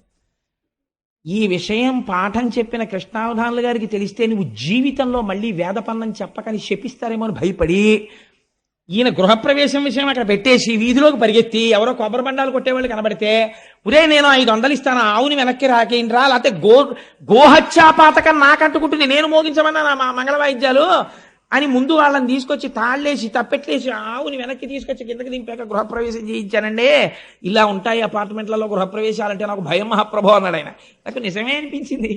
మీ పుణ్యం కోసం ఆవు పేడేసేసి మూత్ర విసర్జన చేసేసి బెంగెట్టేసుకుని మీ మార్బుల్ ఫ్లోరింగ్ మీద నిలబడలేక 4 కాళ్ళు ఇలా జారిపోతుంటే చిత్రహింస పెట్టేయడమా? అదండి ఆవుని తీసుకెళ్ళి అంత హింస పెట్టి మీరు ఆ ఇంట్లోకి వెడితే మీకు ఏం కలిసి వస్తుందండి నాకు చెప్పండి. ఆ ఆవు అంత భయపడిపోయిన చోటకి మీరు వెళ్ళిపోతే మీకు కలిసి వస్తుందా? ఆ గోవు బెంగ పెట్టుకుని ఏడ్చిన ఏడుపు కట్టి కుడిపేస్తుంది. పెచ్చ పనులు చేయకూడదు. చేసేటప్పుడు సందర్భములను చూడాలి. ఆ ఇంట్లోకి ఆవిడితే తీసుకెళ్ళితే మానే. ఎందుకు వచ్చింది అల్లరి? ఓ ఆవు బొమ్మ అట్టికెళ్ళు, గొడవ వదిలిపోయా. వెళ్ళేటప్పుడు గోవుకి ప్రదక్షిణం చేసి నమస్కరించి, అమ్మా గోమాత సమస్త శుభములను కటాక్షించు, నేను కట్టుకున్న ఇంట్లోకి నువ్వు రాలేవమ్మా, నువ్వు వెళ్ళిపోతే గొడవ వదిలిపోయా. ఆవిడ కటాక్షిస్తుంది. ఎందుకు వచ్చిన అల్లరి? నేను ఈ విషయాన్ని ఎందుకు ప్రస్తావన చేశానంటే, వాసవి అయిన గడ్డి తిని వాహినులందు జలంబు త్రాగగా, ఎంత గొప్ప మాట వేసారండి పోతన గారు. నిజంగాను నీకు పనికొచ్చేది ఏం తిందిరా అది? నువ్వు కొట్టడానికి నాకు ఒక కారణం చూపించు. గడ్డి తిందా? నువ్వు తినవు. నిన్ను ఎప్పుడైనా తిట్టవలసి వస్తే అంటారు, ఏ గడ్డి తిన్నా ఏట్రా, బుద్ధి గడ్డి తిందా అంటారు. అంటే నువ్వు గడ్డి తినవలసిన రోజే వస్తే అంతకన్నా హీనం ఇంకోట్లేదు. అలాంటిది అది తిందా గడ్డి. వాహినిలందు జలంబు త్రాగగా, ప్రవహించి వెళ్ళిపోతున్నటువంటి నీటిని అది తాగింది ఎక్కడో వెళ్ళి. నువ్వు మాత్రం ఫిల్టర్ చేసుకు తాగుతావు. అలాంటి నీళ్ళది తాగి, ఫిల్టర్డ్ వాటర్ తాగి, కుక్కుడు ఫుడ్ తిని, కుక్కర్లోది తిని, చాలా హైజీనిక్ ఫుడ్ తిన్నాననిపించుకుని నీలో విషం పెరుగుతోంది. వీధిలో గడ్డి తిని ఏట్లో నీళ్లు తాగి అది పరమసత్వగుణ స్వరూపమైన పాలనిస్తోంది. ఉపాధి ఏదైతే ఎందుకండి, ఎవరు గొప్ప? అది గొప్ప. కాబట్టి వాచవి అయిన గడ్డి తిని వాహినులందు జలంబు త్రాగగా నీ చరణంబులెవ్వడిటు నిర్దళితంబుగా చేసే. ఎవడు నీ 3 కాళ్ళు తెగగొట్టాడు? ఎలా నువ్వు అపరాధం చేస్తావని నమ్మాడు అసలు? వాడు తా ఖేచరుడైన మణికీలిత భూషణయుక్త బాహులన్ వేచని త్రుంచివైతు వినువీధికి నేగిన నెల దాగినం. వాడు భూమిలో దాక్కొని ఆకాశానికి ఎగిరిపోని, వాడు మణులు పెట్టుకున్నటువంటి భూషణములతో కూడినటువంటి వాడి భుజములను నా కత్తితో నరికేస్తాను, ప్రతిజ్ఞ. ఏ చేతితో నీ పాదములు నరికాడో ఆ చేతుల్ని నేను నరికేస్తాను. అంటే ఇంకా ధర్మ సంస్థాపన కోసము పూనికున్న రాజు ఉన్నాడు భూమి మీద, పరీక్షిత్ వరకు. ఈ మాట అనగానే అక్కడ ఉన్నటువంటి ఆ వృషభము, ఆ గోవు, అవి రెండు వాటి స్వరూపమును చూసి పరీక్షిత్ గుర్తుపట్టాడు. అమ్మా, నువ్వు ధరణిదేవివి, ఆయన ధర్మము. మీ ఇద్దరూ ఇలా అయిపోయినందుకు నేను శోకిస్తున్నాను. కానీ ఎవడు ఇలా ఈ పాదములు తెగగొట్టాడని అడిగాడు. అడిగితే వీళ్ళు చెప్పకముందే ఆవిడంది ఎంత గొప్పగా మాట్లాడిందో చూడండి. కొందరు కాలం అన్నారయ్యా, కొందరు కర్మ అన్నారు, ఇది యుగ సంధి అన్నారు, ఇది యుగ లక్షణం అన్నారు, ఏవేవో కారణాలు చెప్పారు. నా కాళ్ళు మాత్రం తెగిపోయాయి అందాడు. అంటే ఆయన అటు ఇటు చూస్తున్నాడు. ఇప్పటి వరకు నృపాకారంతో ఉన్నవాడు ఒకడున్నాడు చూశారా, వాడు గభేల్న వెళ్ళి పరీక్షిత్ పాదాల మీద పడిపోయాడు. పడిపోయే, అయ్యా నన్ను రక్షించండి, తప్పైపోయింది, నేనే నరికేశానా 3 పాదాలు అన్నాడు. అంటే ఇప్పుడు ధర్మము యొక్క 3 పాదములను ఎవరు నరకగలిగారు? కలి వలన పోయి. కలి తెంపలేదు, కలి మీలోకి వస్తే మీ చేత తెంపించేస్తాడు ధర్మాన్ని. కాబట్టి ఇప్పుడు కలి ప్రవేశం జరిగినది, కానీ స్థిరముగా నేను ఉంచుకోలేకపోతున్నాను. ఒక మాట చెప్పాడు, నా తప్పు కాదు, ఇది కలియుగం, నేను రావాలి, అందుకే ఈశ్వరుడు వెళ్ళిపోయాడు, నేను వచ్చాను. కానీ మరి నేను గట్టిగా ఉంచుకుని నిలబడదామంటే నేను ఎక్కడికెళ్ళి నిలబడితే అక్కడే నువ్వు ధనుర్బాణాలు పట్టు కనపడుతున్నావు. మరి ఎలా? ఇలా అయితే నేను ఉండడం కష్టం కదా. మరి కలియుగంలో కలిని ప్రవేశించాలి కదా. అందుకని నువ్వు నాకు ఒక అవకాశం ఇయ్యి, నువ్వు ఫలానా చోట ఉండు అని చెప్పు, నేను అక్కడ ఉంటాను. అప్పుడు ఇంక ఇబ్బంది ఉండదు. తప్పించి నేను ఎక్కడికెడితే అక్కడ నువ్వు కనపడుతుంటే నీకు నాకు సంఘర్షణ వస్తుంది, నువ్వు నన్ను చంపుతానంటుంటావు. యుగం వచ్చేసింది, నేను రావాలి, కాబట్టి నేను ఎక్కడ ఉండనో నువ్వే చెప్పన్నాడు. అంటే ఎంత గొప్ప మాట చెప్పాడో చూడండి. పరీక్షిత్ అన్నాడు, నీకు 4 స్థానాలు ఇస్తాను, నువ్వు అక్కడే ఉండు అన్నాడు. ఎక్కడ ఉండమంటావు అని అడిగాడు. మొట్టమొదట పరీక్షిత్ చెప్పిన స్థానం ఏదో తెలుసా అండి? జూదశాల యందు నీవు ఉండవచ్చు. రెండవది ఎక్కడ ఉండనన్నాడు, పానశాల యందు నువ్వు ఉండవచ్చు. ఎక్కడెక్కడ ఈ మత్తు గొలిపేటటువంటి పదార్థములను త్రాగుతారో అక్కడ నువ్వు ఉండవచ్చు. మూడవది స్వేచ్ఛావిహరిణులై ధర్మమునకు కట్టబడని ఆచార భ్రష్టులైన స్త్రీల యొద్ద నువ్వు ఉండవచ్చు. 4వది ఎక్కడ ఉండవచ్చు, జీవహింస జరిగేటటువంటి ప్రదేశముల యందు నీవు ఉండవచ్చు. 4 ప్రదేశాలు నీకు ఇచ్చానన్నాడు. ఇప్పుడు మీరు పురాణంగా నేను దీన్ని ఈ మాట చెప్పి నేను దాటేశాను అనుకోండి, మీరు నా చొక్కా ఏం పట్టుకోరు, పాపవాడికి అదే వచ్చులో చెప్పాడు, పాపవాడి జోలికి ఎందుకు మనకు వదిలేస్తారు నన్ను. కానీ మీరు నాకు ఒక విషయం చెప్పండి, కలికి ఈ 4 ప్లేసెస్ ఇస్తే ఏమిటి కలిసి వచ్చిందండి పరీక్షిత్కి? అసలు నువ్వు రావద్దురా అనాలి, కానీ ఈ 4 స్థానాలు నీకు ఇచ్చానన్నాడు కదా, ఈ 4 స్థానాలు ఇచ్చాడు అనుకోండి, కలి వెళ్ళి జూదం షాపులో పేక ముక్కలు ఇస్తాడా, లేకపోతే ఈ మత్తు పదార్థాన్ని అమ్మేటటువంటి చోటుకి వెళ్ళి షాప్ పెట్టుకుంటాడా, లేకపోతే జీవహింస తను చేస్తాడా? మిమ్మల్ని ఎలా పాడు చేస్తాడు కలి? ఇది మీరు విశ్లేషణ చెయ్యాలి. ఎలా పాడు చేస్తాడు అంటే దాని ఫలితములు చెప్పారు. జూదశాలయందు ఏమి జరుగుతుంది? అసత్యము ప్రబలుతుంది.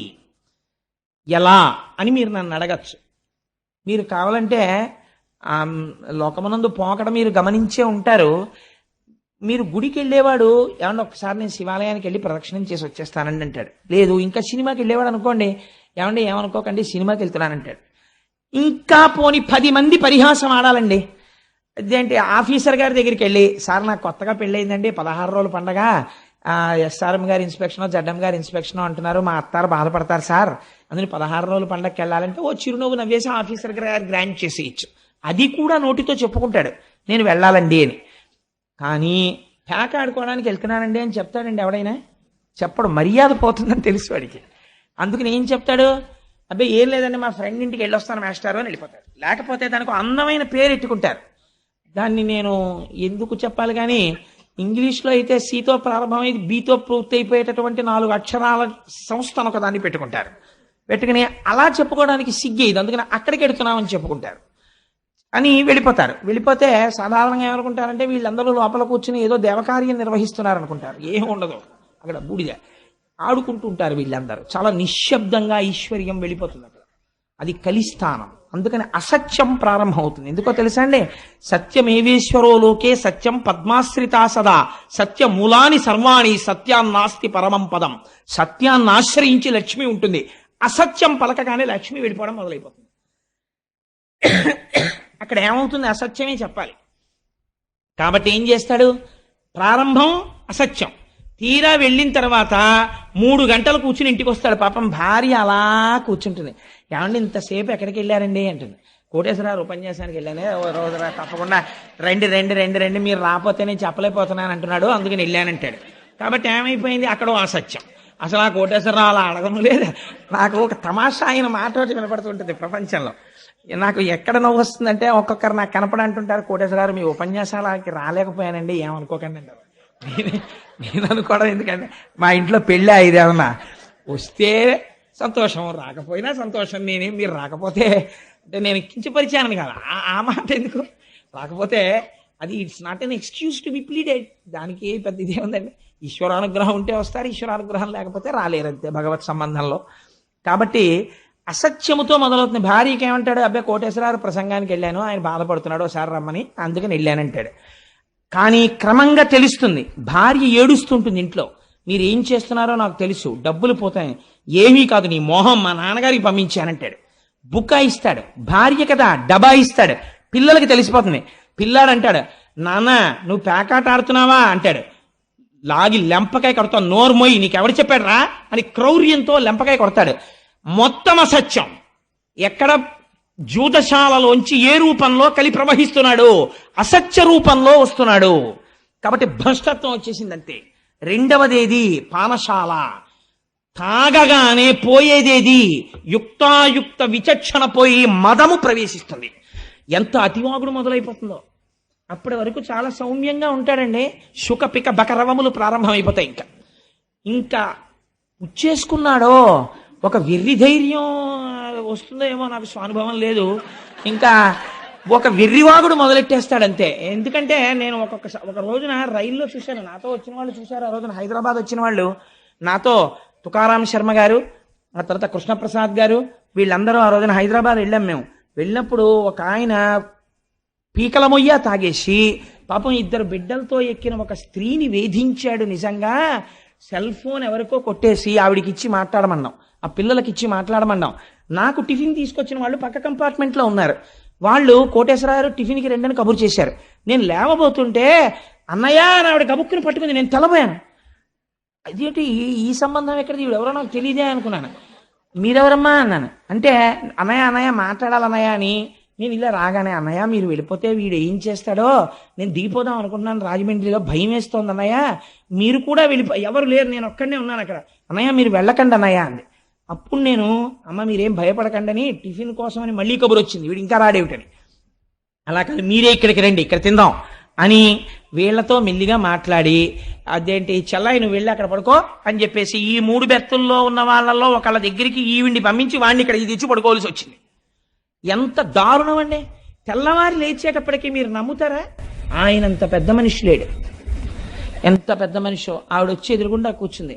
అన్నాడు విచిత్రం, సికింద్రాబాద్లో దిగిపోయే ముందు, sister I'm very sorry for what has happened, I'm not in my own mood. నేను రాత్రి లిక్కర్ తీసుకున్నానమ్మా, నన్ను మన్నించి అన్నాడు. మదోన్మత్తుడయ్యాడు. ఆ సమయంలో అతను ఏమైనా చేసేస్తాడు. అతనికి తెలియదు ఈ మదం ఎక్కడి నుంచి వచ్చింది. నువ్వు సేవించకూడనిది సేవించి నీ అంత నువ్వు రాక్షసుడు అయిపోతున్నావు. ఈశ్వరుడు ఇచ్చినటువంటి దైవత్వాన్ని నాశనం చేసుకుంటున్నావు. ఇక్కడ ఈశ్వరుడు ఉన్నాడు. నువ్వు పూజ చేయకపోతే పీడా పోయేది. సారా పట్టుకెళ్ళి శివలింగం మీద మీరు పోస్తారండి?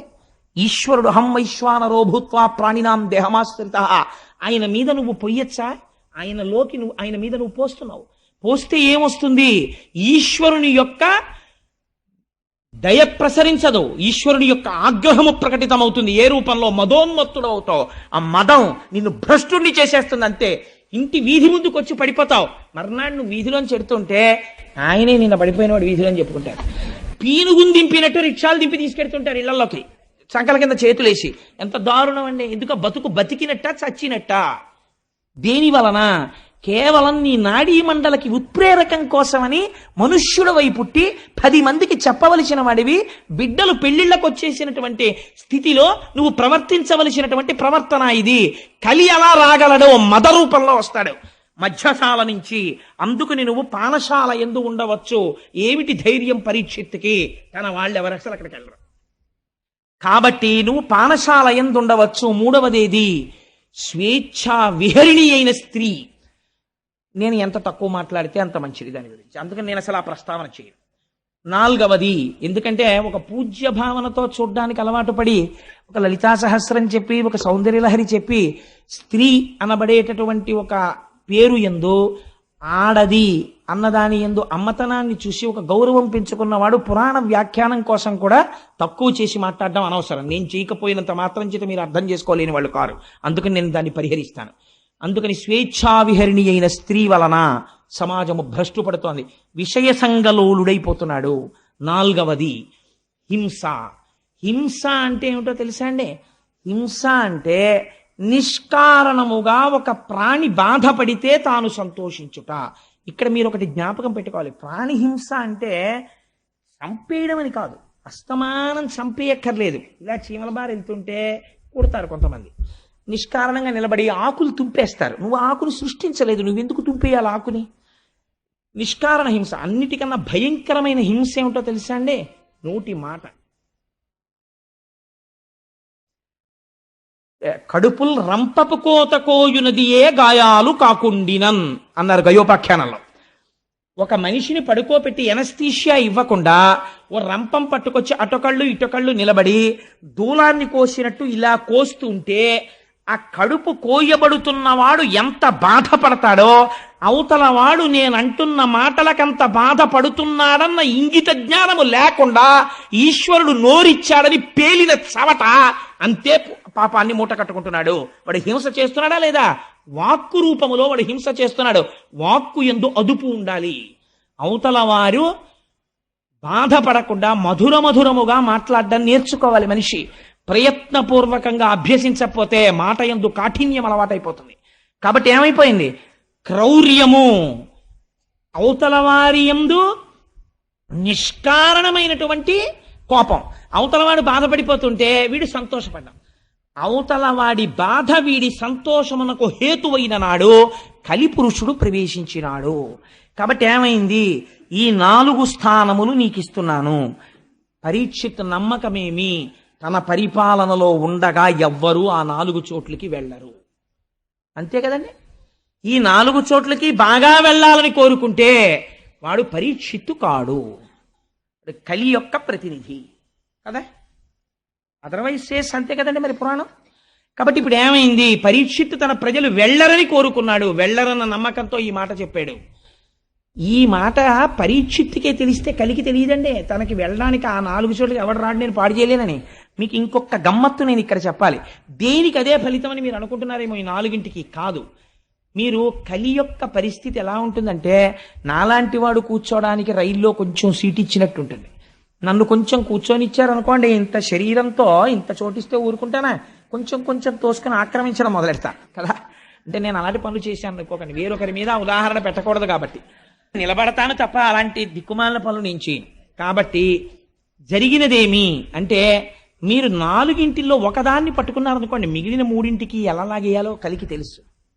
మీకు ఒక్క ఉదాహరణ చెప్పి నేను పూర్తి చేసేస్తాను. చూడండి, ఈ 4ంటిలో ఉదాహరణకి జూదశాలలోకి వెళ్ళాడు అనుకోండి. ఉట్టినే సరదాగానండి, నేనేం ఆడ చూస్తానంటాడు. ఈ చూడడం ఏమవుతుందంటే వాడికి ఎప్పుడో అప్పుడు శారీరక సంబంధమైనటువంటి విరామం కావలసి వస్తుంది. ఇంటికి వెళ్ళకపోతే భార్య ఊరుకుంటుంది. ముసిలి వాళ్ళు అయిపోయిన తల్లిదండ్రులు పాపం అలా గుడ్లకి కంటిరెప్పలు పైకి గుండు సూదులు ఇట్టుకుని కొడుకు కోసం ఎదురు చూస్తారు, కానీ మలమూత్రాలు ఆగవుగా. అందుకని బాత్రూంలోకి వెళ్ళాలి. నిర్దాక్షిణ్యంగా ఉంటారు అప్పుడు పక్క వాళ్ళు, వీడి కోసం వాళ్ళేం ఆపరు. అందుకని వీడు ఎవరికో ఒకళ్ళకి ప్రాక్సీ ఇవ్వాలి, వీటిని వాడికి అప్పచెప్పి వెళ్ళాలి. అందుకని వీడు ఏం చేస్తాడంటే హెల్పింగ్ హ్యాండ్ కింద కూర్చుంటాడు, 12th మ్యాన్ కూర్చున్నట్టు. అంతే, చాలా అయిపోయింది. ఇంకా తర్వాత ఏమైంది, వీడు ప్రోనోట్ల మీద సంతకాలు పెట్టడం మొదలెడతాడు. ఐశ్వర్యం నిశ్శబ్దంగా వెళ్ళిపోతుంది. అక్కడి నుంచి ఏమైంది, అసత్యం ప్రారంభం అవుతుంది. అసత్యంలోంచి లక్ష్మి వెళ్ళిపోవడం ప్రారంభం అవుతుంది. లక్ష్మి వెళ్ళిపోవడం ప్రారంభమైన కలి ఊరుకోడు, జూదశాలకి రా రా రా అని లాగుతాడు. లాగాడు కాబట్టి ఏం చేయాలి, భార్య మెళ్ళో పుస్తిల్తాడు కూడా లాగేసి తీసుకెళ్ళిపోతాడు. కాబట్టి ఏమైపోయింది, అది దొంగతనం వైపుకి వెళ్ళిపోయింది. ఆవిడేమంటుంది, ఇంకా నేను మీతో కాపురం చేయలేని పుట్టింటికి వెళ్ళిపోతానంటుంది. ఆవిడ్ని కొట్టడం మొదలెడతాడు. ఏమైపోయింది, క్రౌర్యంలోకి వెళ్ళిపోయాడు, హింసలోకి వెళ్ళిపోయాడు, దొంగతనంలోకి వెళ్ళిపోయాడు. పిల్లల్ని కొడతాడు, వాళ్ళ ఫీజులు కట్టడు, వాళ్ళ చదువు గురించి చూడ్డు, మానమర్యాదలు పట్టించుకోడు.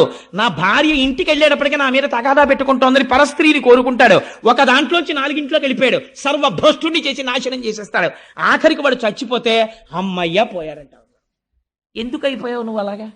ఒక్క దాంట్లో కాలిట్టేవంతే 4 లాగేయగలవు. కాబట్టి ఈ 4 దుష్ఫలితములు 4 ఆశ్రయించి ఉన్నాయి. భాగవతం అందుకని విను అని చెప్పారు. ఈ జీవితం ఎక్కడ పాడైపోతోందో నీకు చెప్పేస్తాం, ఇది అర్థం చేసుకో. ఇంత అగ్నితప్తం జరగాలి, బంగారం అగ్నిహోత్రంలో ఉడకాలి. ఇప్పుడు ఇంత ఉడుకుతోంది, ఇప్పుడు రావాలి శుకుడు. ఇప్పుడు వస్తే తప్ప, మహానుభావుడు వచ్చి కూర్చుంటే తప్ప ఎదర భాగవతం ఇప్పుడు వస్తుంది. ఇంకా ఇప్పుడు వస్తే అది వింటూ ఉంటే మన జీవితాలు భగవద్ అనుగ్రహానికి అందుకు నోచుకుంటాయని చెప్పారు భాగవతం వింటే. ఇప్పుడు ఏమైంది, ఈ 4 ఇస్తే పరీక్షిత్తుకే తెలుసు కదా ఎవరు వెళ్ళరని. ఇప్పుడు మీకు చెప్పాను కదా, ఒకదానికి ఎడితే 4 రకాలుగా భ్రష్టుడు అవుతాడు. కాబట్టి ఎక్కడికి ఎవడు వెళ్ళడు, ఆ నమ్మకంతోటే కదా పరీక్షిత్ ఇచ్చాడు ఈ స్థానాలు. కాబట్టి ఆ మాత్రం తెలివితేటలు కలిపురుషుడికి లేవండి.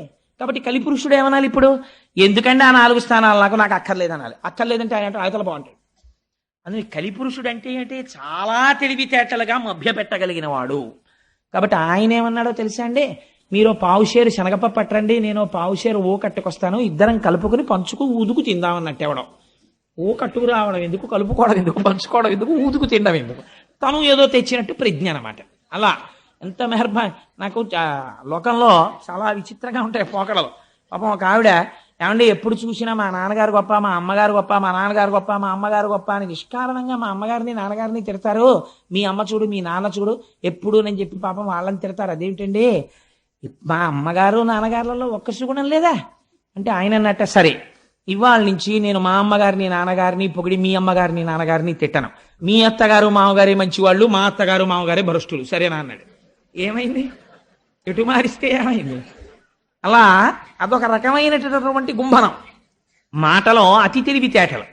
కలిపురుషుడు ఎలాగా మభ్య పెట్టాడో చూడండి. మభ్య పెట్టడం అండి లక్షణం. అసలు ఆ మభ్య పెట్టేటటువంటి మాట తీరు ఎక్కడి నుంచి వస్తుందో తెలుసా అండి, ఇక్కడ అశౌచం ఉంటే అవతల వాళ్ళని ఎలాగో అలా లొంగదీసే మాట మాట్లాడడం మొదలవుతుంది. తన సత్యమునకు కట్టుబడిపోయాడు అనుకోండి, ఇక్కడ కలిస్థానం లేదనుకోండి, అసలు అవతల వారి యొక్క ప్రయోజనాన్ని తాను కోరుకోవట్లేదు. కాబట్టి అసలు అటువంటి ఆ మాటలు రావు నోటి వెంట. ఎలా మాట్లాడాడో చూడండి, ఎంత గొప్పగా మాట్లాడాడో. అయ్యా మీరు 4 ఇచ్చారు కదా, ఈ 4 నేను ఊంచుకోవడానికి తగిన స్థానము లేదు కనుక ఇంకొకటి ఇప్పించండి అన్నాడు. ఇంకొకటి ఇప్పించండి అంటే ఆయనకి తెలిసి 4 తప్ప ఇంకొకటి ఏది ఇచ్చినా అందులోకి నేను ప్రవేశించడానికి అవకాశం వెతుక్కోవచ్చు. గభాలన పరీక్షిత్ అన్నాడు, బంగారం ఇచ్చాను. ఎందుకన్నాడా మాట అంటే, ఆ రోజుల్లో బహుశా ఒక లక్షణం ఉండేది. అంటే భాగవతంలోనే ఒక చోట వ్యాఖ్యానంలో ఒక మాట చెప్తారు, నిస్సంగులైనటువంటి వారు ఆత్మజ్ఞానమును ప్రబోధం చేసేటటువంటి వారికి హేమము అంటే బంగారమునందు లోభత్వం ఉండదు, వారు కోరుకోరు, వాళ్ళకి అది పెద్ద ఆసక్తి ఉండదు దాని మీద. అట్లాంటి వారు లోకములో ఉండగా, వారి ప్రబోధం ఉండగా లోకం ఎందుకు పాడవుతుంది అనుకున్నాడో ఏమో, బంగారమునందు స్థానం ఇచ్చానన్నాడు. పరీక్షిత్ ఒంటి నిండా బంగారం ఉంది, ఆపాదమస్తకం, కిరీటం దగ్గర నుంచి ఆభరణాల వరకు ఉంది. వెళ్ళలేడండి, అందరిలోకి వెళ్ళడం ఎందుకండి, పరీక్షిత్తులోకి వెళ్ళిపోతే సరిపోయాయి, డైరెక్ట్గా నాశనం అయిపోయింది. పరీక్షిత్తును పాడి చేసేస్తే చాలు. తను ఇంకా రాజద్వారం తెరిచేసుకున్నట్టే. కోటలోకి ప్రవేశించడానికి సామాన్య సిపాయిల్ని ఎంతమందిని చంపుతారు? రాత్రికి రాత్రి మీరు కుట్ర చేసి ప్రభువుని బంధించేశారనుకోండి, అయిపోయిందంటే సింహాసనం మీ హస్తగతం అయిపోయింది. ఇప్పుడు పరీక్షిత్తుని కొట్టాలి, దొరికేశాడు. ఎక్కడ దొరికేశాడు? తన మాట తప్పని తనమే తనకి ప్రతిబంధకం అయిపోయింది. నీకు బంగారమునంది ఇచ్చానన్నాడు. చాలు మహాప్రభో, చాలా సంతోషం. వెళ్ళిపోయాడు పరీక్షిత్. ఇంటికి వెళ్ళాడు. కోరిక పుట్టింది, వేటకెడితే బాగుండనిపించింది. ఎందుకని? ఒంటి మీద బంగారం ఉంది కాబట్టి పుట్టేసింది, అంతే. కలి ప్రవేశం జరిగిపోయింది. వేటకెడదామనిపించింది. అనిపించి ఆ వేట కోసమని బయలుదేరాడు. బయలుదేరితే అనేక మృగములను వేటాడాడు. ఎందుకు వేటాడడం అంటే, కలి యొక్క అంశాలలో తానిచ్చిన వేరొక స్థానములోకి వచ్చేసాడు బంగారంలోంచి. ఇప్పుడు పరీక్షిత్ ఎలా మీకు చెప్పాను కదా, ఒక దాంట్లోకి వస్తే చాలు, మిగిలినవన్నీ వచ్చేసి నాశనం అయిపోతాడు. ఇప్పుడు బంగారం ఉంది ఒంటి మీద, వచ్చాడు కలి. కాబట్టి ఇప్పుడు ఏమైంది? జీవహింస చెయ్యాలన్న కోరిక పుట్టి. వేటకి ప్రభువు ఎప్పుడు ఎడతాడు అంటే, సాధారణంగా ఎప్పుడు ఎడతాడంటే, జానపదులు వచ్చి అయ్యా క్రూర మృగాల సంఖ్య పెరిగిపోయిందండి అంటే, ఊరు మీదకి రావడానికి భయపడే రీతిలో దండుగా వెళ్ళి, రాజు అందుకే పెద్ద పరివారంతో పెడతాడు. కనుమ పండగకి వెంకటేశ్వర స్వామి వారు పెడతారు వేటకి. మనం మేము చూసాం, వెళ్ళిన వాళ్ళం. అలా ఆ వేటకి వెళ్ళి కొన్ని క్రూర మృగాల్ని వేటాడతాడు. అలా వెళ్ళాలి, అంతేకాని ఆ జంతువుల్ని చంపడం సరదాగా వెళ్ళకూడదు. అలాంటి ఆలోచన పుట్టింది, చంపుదాం అని. ఇప్పుడు ఏం చేశాడు? వేటకెళ్ళాడు. ఇప్పుడు ఏమైంది? ఇంకో స్థానంలోకి వెళ్ళాడు. జీవహింసలోకి నిష్కారణ క్రౌర్యం ప్రవేశించింది. బయలుదేరి వేటకెళ్ళాడు. వేటకెళ్ళిన వాడు ఏం చేశాడు? వేటాడాడు కాబట్టి ఆయనకి ఆకలేసింది, దప్పిక కలిగింది. ఆకలి దప్పిక కలిగితే ఎక్కడికి వెళ్ళాలి? ఎక్కడికి వెళ్ళాలో అక్కడికి వెళ్ళాలి. నాకు బాగా ఆకలేసింది అనుకోండి, కనీసంలో కనీసం ఈ ఊళ్ళో మనకు ఎవరు తెలియరా అనుకుంటే ఏం చేయాలి? హోటల్కి వెళ్ళి, అయ్యా ఏమున్నాయండి అని అడిగో, ఇడ్లీయో మసాలా దోశ ఏదో అడగాలి. అంతేగాని ఓ వెల్డింగ్ షాప్కి వెళ్ళి తినడానికి ఏమైనా ఉన్నాయండి అన్న నోరు తిరిగి పెడతానంటే ఆర్కి వెల్డింగ్ రాదు. బుద్ధి ఉందే? ఇది ఇక్కడికి వచ్చి ఏమైనా తినడానికి ఉన్నాయా అంటే ఏంటి? ఏదో ఎదురుకుండా హోటల్కి పోయి ఏమైనా ఉంటాయంటారు. ఎక్కడ ఏది దొరుకుతుందో అక్కడికి వెళ్ళాలి. ఆ మాత్రం బుద్ధి లేకపోవడం అంటే ఏమిటంటే, బుద్ధి భ్రంశమవుతోంది పరీక్షిత్తుకి. లేకపోతే ఆకలేసిన వాడు, నీరు కావలసిన వాడు మహర్షాశ్రమానికి పోవడం ఏమిటి? అక్కడ ఆయన ఏం తపస్సు చేసుకుని వెళ్ళాడు. ఆల్రెడీ ఏమోనండి కొంచెం నీళ్లు దొరుకుతాయేమో అని వెళ్ళాడండి. ఎవరిని అడగాలండి మంచినీళ్ళు దాహం వేస్తే? అక్కడ ఎవరన్నా కాస్త తిరుగుతుంటే, ఆ ఆశ్రమంలో ఎక్కడన్నా కుటీరాల్లో ఉన్నవాళ్ళు ఉంటే, అమ్మ కాసిన నీళ్లు పోయిండి అమ్మ దాహం వేస్తోందని అడగాలి. ఎవరి దగ్గరికి వెళ్ళి నించున్నాడో తెలుసా అండి? ఆ నీళ్లు కావాలని అంటే అహంకారము వచ్చినది. ఎవరి దగ్గరికి వెళ్ళాడు అంటే, ఎంత గొప్ప వర్ణన చేశారో తెలుసా అండి వ్యాసుల వారు. ఎగ్జాక్ట్ ట్రాన్స్లేషన్ చేశారంతే పోతన గారు. పలికెడిది భగవతమట పలికించు విభుండు రామభద్రుండట, మీలిత నేత్రుడై మెలగుట చాలించి బాహ్యమున జడిలేక శాంతుడగుచు. ఆయన శమీక మహర్షి. ఎటువంటి స్థితిలో ఉన్నాడు? మెలగుట చాలించి, కదలిక లేదు, మెదలిక లేదు, స్థాణు అయిపోయి ఉన్నాడు. స్థాణు అయిపోయి ఉండడం అంటే ఏమిటి? మీరు ఇప్పుడు ఒక్క విషయం, ఇప్పుడు ఈ మాటల్ని చాలా క్లీశంతో, చాలా గహనమైనటువంటి వర్ణన చేస్తారు. నేను తరచూ ఒక మాట చెప్తుంటాను. ఇప్పుడు ఇలా ఒక చిక్కుడు పాదు పెట్టి, నేను 4 రోజులు చిక్కుడు పాదు పక్కనే కూర్చుని ఇక్కడ ఒక కర్ర పాతాను అనుకోండి, చిక్కుడు పాదు నన్ను ఒక్క నాటికి నమ్మదు, వచ్చి నన్ను అల్లుకోదు, వీడు లేచి వెళ్ళిపోతాడని దానికి తెలుసు. చిక్కుడు పాదు కర్రను అల్లుకుంటుంది. వెళ్ళి ఎందుకు అల్లుకుంటుందో తెలుసా అంటే, అది కదలదనేది పసిగడుతుంది. శంకరాచార్యులు వారు చోట చెప్తారు, కర్ణే యదాహ విరచయంతి ఖగాశ్చ నీడాస్ శ్రీశైల శృంగ కుహరేషు కదోపలప్స్యే గాత్రం యదామలతాహ పరివేషయంతి అంటారు. ధ్యానమునందు తపస్సునందు చాలా మగ్నుడైపోయి బ్రహ్మమునందు రమిస్తున్నాడని గుర్తేమిటంటే, కదలిక లేక కర్ర నిలబడిపోయినట్టు స్థాణువై ఉండిపోతాడు. అలా ఉండిపోతే ముందు తీగలు నమ్ముతాయి, నమ్మి అల్లుకుంటాయి. ఆ తర్వాత ఏమవుతుందంటే మొక్కలు మొలుస్తాయి. ఆ తర్వాత ఏవి నమ్ముతాయంటే, ఇది కదలదని పక్షులు నమ్ముతాయి, వచ్చి చెవుల్లో పుల్లలు ఎడతాయి, పుల్లలు పెట్టి గూళ్ళు కడతాయి. కర్ణే యదాహ విరచయంతి ఖగాశ్చ నీడాస్. అందుకే మన వాళ్ళు, ఆయన తపస్సు చేశాడు, ఒంటి మీద పుట్టలు పెట్టేశాయి, పుట్టల్లో పాములు చేరిపోయాయి, మొక్కలు మొలిచిపోయాయి, అప్పుడు ఈశ్వరుడు ప్రత్యక్షమయ్యాడు. ఇవన్నీ హఠాత్తుగా ఊడిపోతాయండి. అంటే అంతటి ధ్యానమగ్నుడయ్యాడని గుర్తు. మెలగుట చాలించి మీతనేత్రుడై శాంతుడై కూర్చుండి జడతలేక. అలా కూర్చుని ధ్యానమగ్నుడై ఏమాత్రం కదలిక లేదు. ప్రాణ మనోబుద్ధి పంచేంద్రియంబుల బహిరంగ వీధుల బరగనీక. ఎంత గొప్ప మాటలో చూడండి. ప్రాణము నియంత్రించాడు ప్రాణాయామము చేత. అందుచేత అనడు కుంభకం పూరించి ఆప్ చేసేసాడు వాయువుని, అలా నిలబడిపోయాడు అంతే. కాబట్టి ఇప్పుడు వక్షస్థలం ఇలా ఇలా ఇలా ఇలా కదలదు, అలా ఉండిపోయి ఉన్నాడు. ప్రాణము ఊపిరి మీద ఏది ఆధారపడుతుంది? మనస్సు ఆధారపడుతుంది. అందుకని మనస్సు కదలటం లేదు, అలా ఉండిపోయింది. మనస్సు కదలదు, బుద్ధి కదలటం లేదు. బుద్ధి కదలటం లేదు, ఇంద్రియాలు కదలటం లేదు. బయట విషయాన్ని కన్ను చూడదు, చెవులు వినపడవు, స్పర్శేంద్రియానికి తెలియదు. అందుకని అలా ఉండిపోయాడు. స్థాణువై ఏం చేస్తున్నాడు మరి? ఇవన్నీ ఆగిపోయాయి. మరి ఆయన ఏమి చూస్తున్నట్లు అంటే జాగ్రత్తాది అవస్థాత్రయము దాటి బ్రహ్మమునందు రమించుచుండే.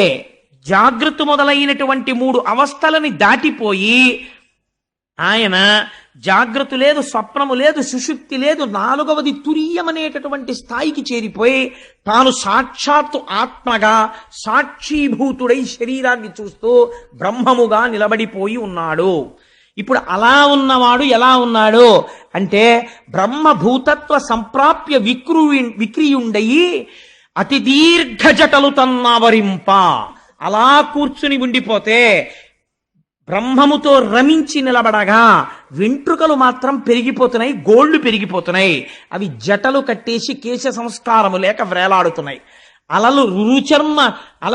రురు మృగచర్మమును దాల్చి అలరుచున్న తపసి పొడగని తాళిత శోషిత తాళుడగుచు. ఎంత చిత్రం జరిగింది. ఒక కృష్ణ జింక యొక్క మృగాన్ని కట్టుకుని అలా కూర్చుని ఉండిపోయాడు, వస్త్రం కూడా లేదు. అటువంటి శమీక మహర్షి దగ్గరికి వెళ్ళాడు. ఎవరు?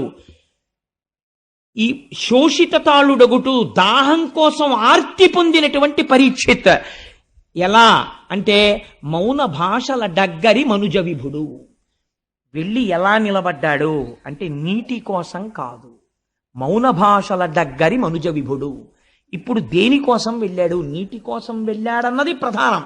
కానీ లోపల ఒక మౌన భాష బయలుదేరింది. ఏమిటది అంటే ఇప్పుడు పరీక్షిత్ తానెవరో మరిచిపోయాడు, బుద్ధి భ్రంశమైపోయింది.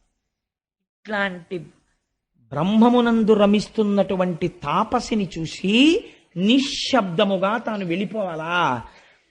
నేను మహారాజునొస్తే లేచి నిలబడడా, నాకు నమస్కరించడా, నాకు ఆసనం చూపించడా, మహారాజా ఎందుకు వచ్చావని నన్ను అడగడా? ఎంత అహంకారం రా ఈ తపస్వికి అనుకున్నాడు. అంటే ఇప్పుడు ఏమైంది? ఇంత పరీక్షిత్, ఇంత గొప్పవాడు, తెల్లవారి లేస్తే బ్రాహ్మణులకు నమస్కారం చేసేవాడు, అన్నీ తెలుసున్నవాడు, అన్నిటినీ మరిచిపోయాడు. బుద్ధి భ్రంశమైపోయింది కలి యొక్క ప్రవేశము వలన. దీనివల్ల ఏమైపోయింది? ఆగ్రహం పుట్టింది. యుక్తాయుక్త విచక్షణను కోల్పోయాడు. ఇందాక మీకు చెప్పాను కదా, ఒక స్థానంలోంచి ఒక స్థానంలోకి వెళ్ళిపోతున్నాడు. ఎంత వేగంగా జారిపోతున్నాడో చూడండి పరీక్షిత్. ఎలా అవమానించాలి ఇన్ని అనుకున్నాడు. అక్కడ చచ్చిపోయి పడున్న పామున్నది. మీరు ఒకటి గుర్తుపెట్టుకోండి, చచ్చిపోయిన పామైనా బతికున్న పామైనా అక్కడ పాము కనపడింది అనుకోండి ఉలిక్కి పడతాం.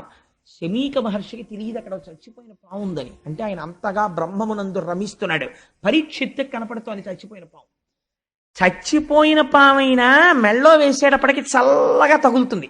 తగలగానే ఏమిటిది అని చూసుకునేటప్పటికి పాము, అయ్య బాబాయ్ పాము, అయ్య బాబా పాము అని అరుస్తాడు.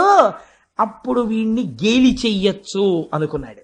ఇప్పుడు ఏమైంది? మౌన భాషల దగ్గరి మనుజ విభుడు. వికృతాతి వికృతమైన ఆలోచనలు లోపల పెరిగిపోతున్నాయి ఇంకా రకరకాలుగా. ఇప్పుడు ఏం చేశాడు? ఆ ధనస్సు యొక్క చివరి భాగంతో మృత సర్పాన్ని పైకెత్తాడు. ఒక ప్రభువు ధర్మరాజు యొక్క మనవడు అభిమన్యుడి కొడుకు చెయ్యవలసిన పని. అంటే ఇప్పుడు ఏమైపోతోంది? పరమ భయంకరమైన సన్నివేశము జరుగుతోంది ప్రపంచంలో. ఆ మృత సర్పాన్ని పైకెత్తాడు. ఎత్తి ఎవరి మీద వేశాడు? శమీక మహర్షి మెడలో వేశాడు. ఆయనకి చల్లగా పాము తెలిసిందా? తెలియలేదు. కాబట్టి ఏమిటి నిర్ధారణ? ఆయన తపస్వి అయి ఉన్నారు.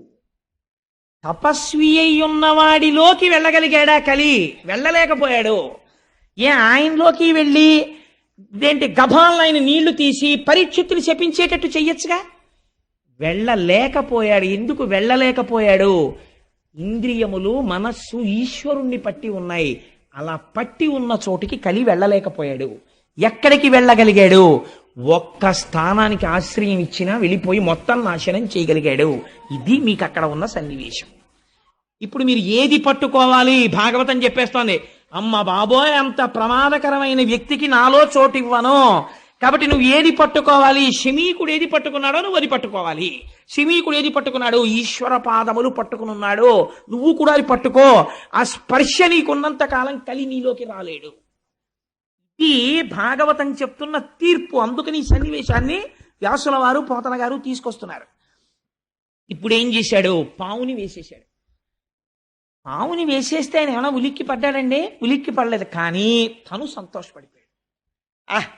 నాకు నీళ్ళు ఇవ్వలేదు, చూసావా, చచ్చిన పావుని వాడి మెళ్ళలో వేశాను. మీరు ఒక్క మాట వినండి, నేను ఒక యథార్థమైన విషయం ప్రస్తావన చేస్తాను. నేను నిద్రపోతున్నాను. నిద్రపోతుంటే మీరు వచ్చారు. నువ్వు అలాంటి వాడివి, నువ్వు ఇలాంటి వాడివి, నువ్వు అటువంటి ధూర్తుడివి అని నన్ను 50 తిట్లు తిట్టేశారు. తిట్టేసి మీరు వెళ్ళిపోయారు. వెళ్ళిపోయిన తర్వాత నేను నిద్రలేచాను. నిద్రలేచి మామూలుగా మొహం గడిగేసుకుని చాలా సంతోషంగా భాగవతం సాయంకాలం ఉపన్యాసం చెప్పాలి అని చెప్పి విర్రిక్కిపోతున్నాను. మా ఆవిడంది, నీ బుర్రకాయ ఉపన్యాసం 50 తిట్లు తిట్టాడు ఆయన వచ్చి అన్నాడు. ఎప్పుడు తిట్టాడన్నాను. ఆ తిట్లు తిట్టినప్పుడు నాకేమైనా వికారం కలుగుతుందండి? ఏ వికారం కలగదు. ఎందుకని? నా మనస్సు పుచ్చుకునే స్థితిలో లేదు, సుషుప్తిలో ఆత్మతో రమించిపోయింది. మీరు తిట్టినా నాకెక్కదు. ఎందుకంటే చెవి పుచ్చుకోదు. ఉంది కానీ చెవి పుచ్చుకోదు. మాట వెళ్ళదా? వెడుతుంది, కర్ణభేరికి తగులుతుంది, కానీ మనస్సులోకి వెళ్ళదు. మనస్సు పుచ్చుకోలేదు, రియాక్షన్ లేదు. రియాక్షన్ లేదు, నేను ప్రశాంతంగా ఉన్నాను. రియాక్షన్ లేని స్థితి ఎప్పుడు? ఈశ్వర పాదములను పట్టుకుని ఉన్నప్పుడు మనసు రియాక్ట్ అవ్వదు. ఎందుకని? ఈశ్వరుడిలోనన్నా కలవాలి, లేకపోతే బడలిక చేత సుషుప్తిలోనన్నా ఆత్మలోకి వెళ్ళిపోయి ఉండాలి. ఆయన ప్రయత్నపూర్వకంగా ఈశ్వర పాదములు పట్టుకుని ఉన్నాడు, కలి వెళ్ళలేదు. ఇప్పుడు ఏం చేశాడు? తను సంతోషపడిపోతున్నాడు, నేను పాము వేశానని. అవతల వాడికి పాము వేయడం వల్ల అవమానం ఏం లేదు, ఆయన బాధపడితే కదా. తను సంతోషపడిపోతున్నాడు, ఇదో క్రౌర్యం. అవతలవాడు బాధ పడకపోయినా నేను గొప్ప పని చేసేసాను లేని సంతోషపడిపోతున్నాడు. ఎంత అసహ్యకరమైన పని అది. సంతోషపడిపోయి ఇంటికి వెళ్ళిపోయాడు. ఇంటికి వెళ్ళిపోయి అంతఃపురంలోకి వెళ్ళి కిరీటం తీసి పక్కన పెట్టాడు. బుద్ధిలోకి ప్రవేశించడానికి కిరీటంలోంచే కదండి వెళ్ళిపోతాడు. పక్కన పెట్టగానే అనుమానం వచ్చింది. ఏమిట్రా, దాహం వెయ్యడం ఏమిటి, నేను ఆయన ఆశ్రమానికి వెళ్ళడం ఏమిటి, ఆశ్రమానికి వెళ్ళిన వాడిని ఊరుకోకుండా ఆయన మెళ్ళలోకి తీసుకెళ్లి చచ్చిపోయిన పావును వేయడం ఏమిటి? అయిపోయిందిరా, నా రాజ్యం అయిపోయింది, నా ధనం అయిపోయింది, నా భోగం అయిపోయింది, నా పరిపాలన అయిపోయింది. కాబట్టి నేను చెయ్యరాని దుష్కృత్యమును చేసేశాను. దీనికి అంతటికీ కారణం కలిపురుషుడు ప్రవేశించేశాడు.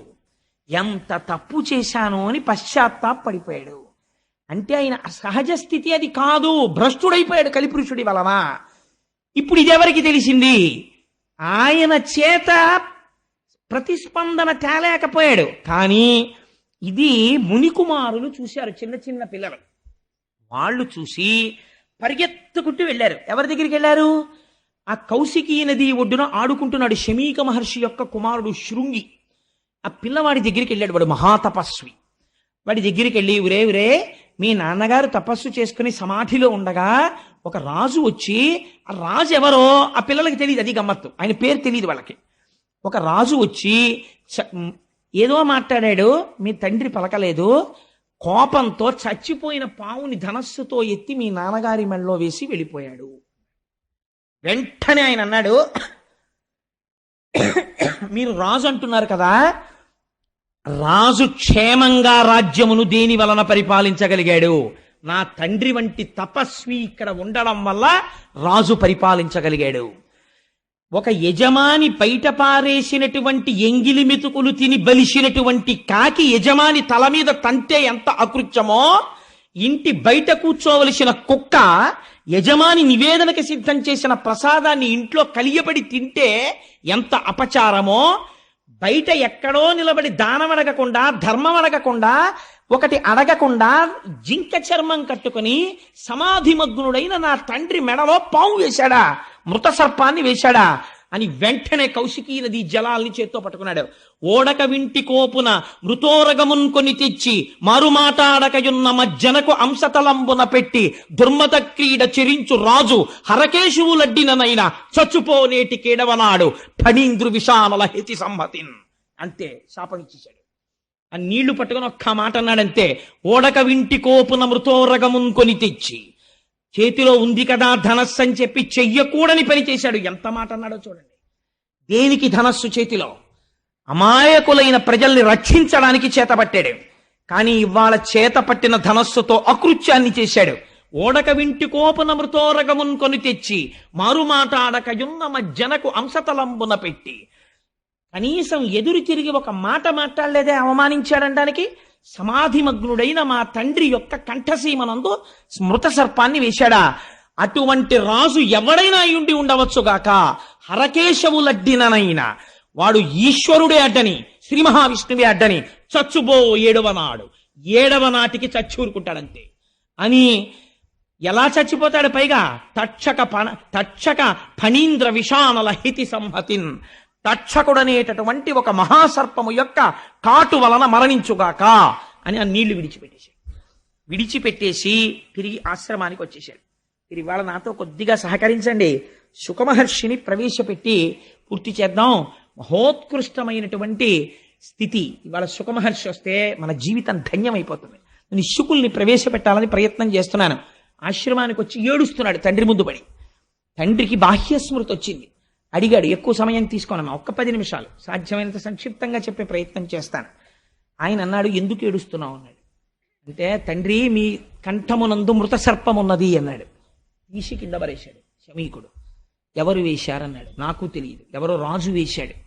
ఆ రాజుని శపించాను నాన్నగారు, నేటికి 7వ రాజు చచ్చిపోవాలని అన్నాడు. వెంటనే మహర్షి అన్నారు, పాపంబు మనకింక ప్రాపించ మనకింక. ఎంత పని చేశావురా నువ్వు. చేసినటువంటి దుష్కర్మ వలన మనకి పాపము సంప్రాప్తించింది. ఎందుకో తెలుసా? రాజు నశించిన రాజ్యమందు నువ్వు రాజు మరణించాలని కోరుకున్నావు. రాజు చచ్చిపోతే కలిపురుషుడు ప్రవేశించని మనస్సులు అలా ఉంటాయి. అపకారి యందు కూడా ఔదార్యంతో ధర్మం మాట్లాడతాడు.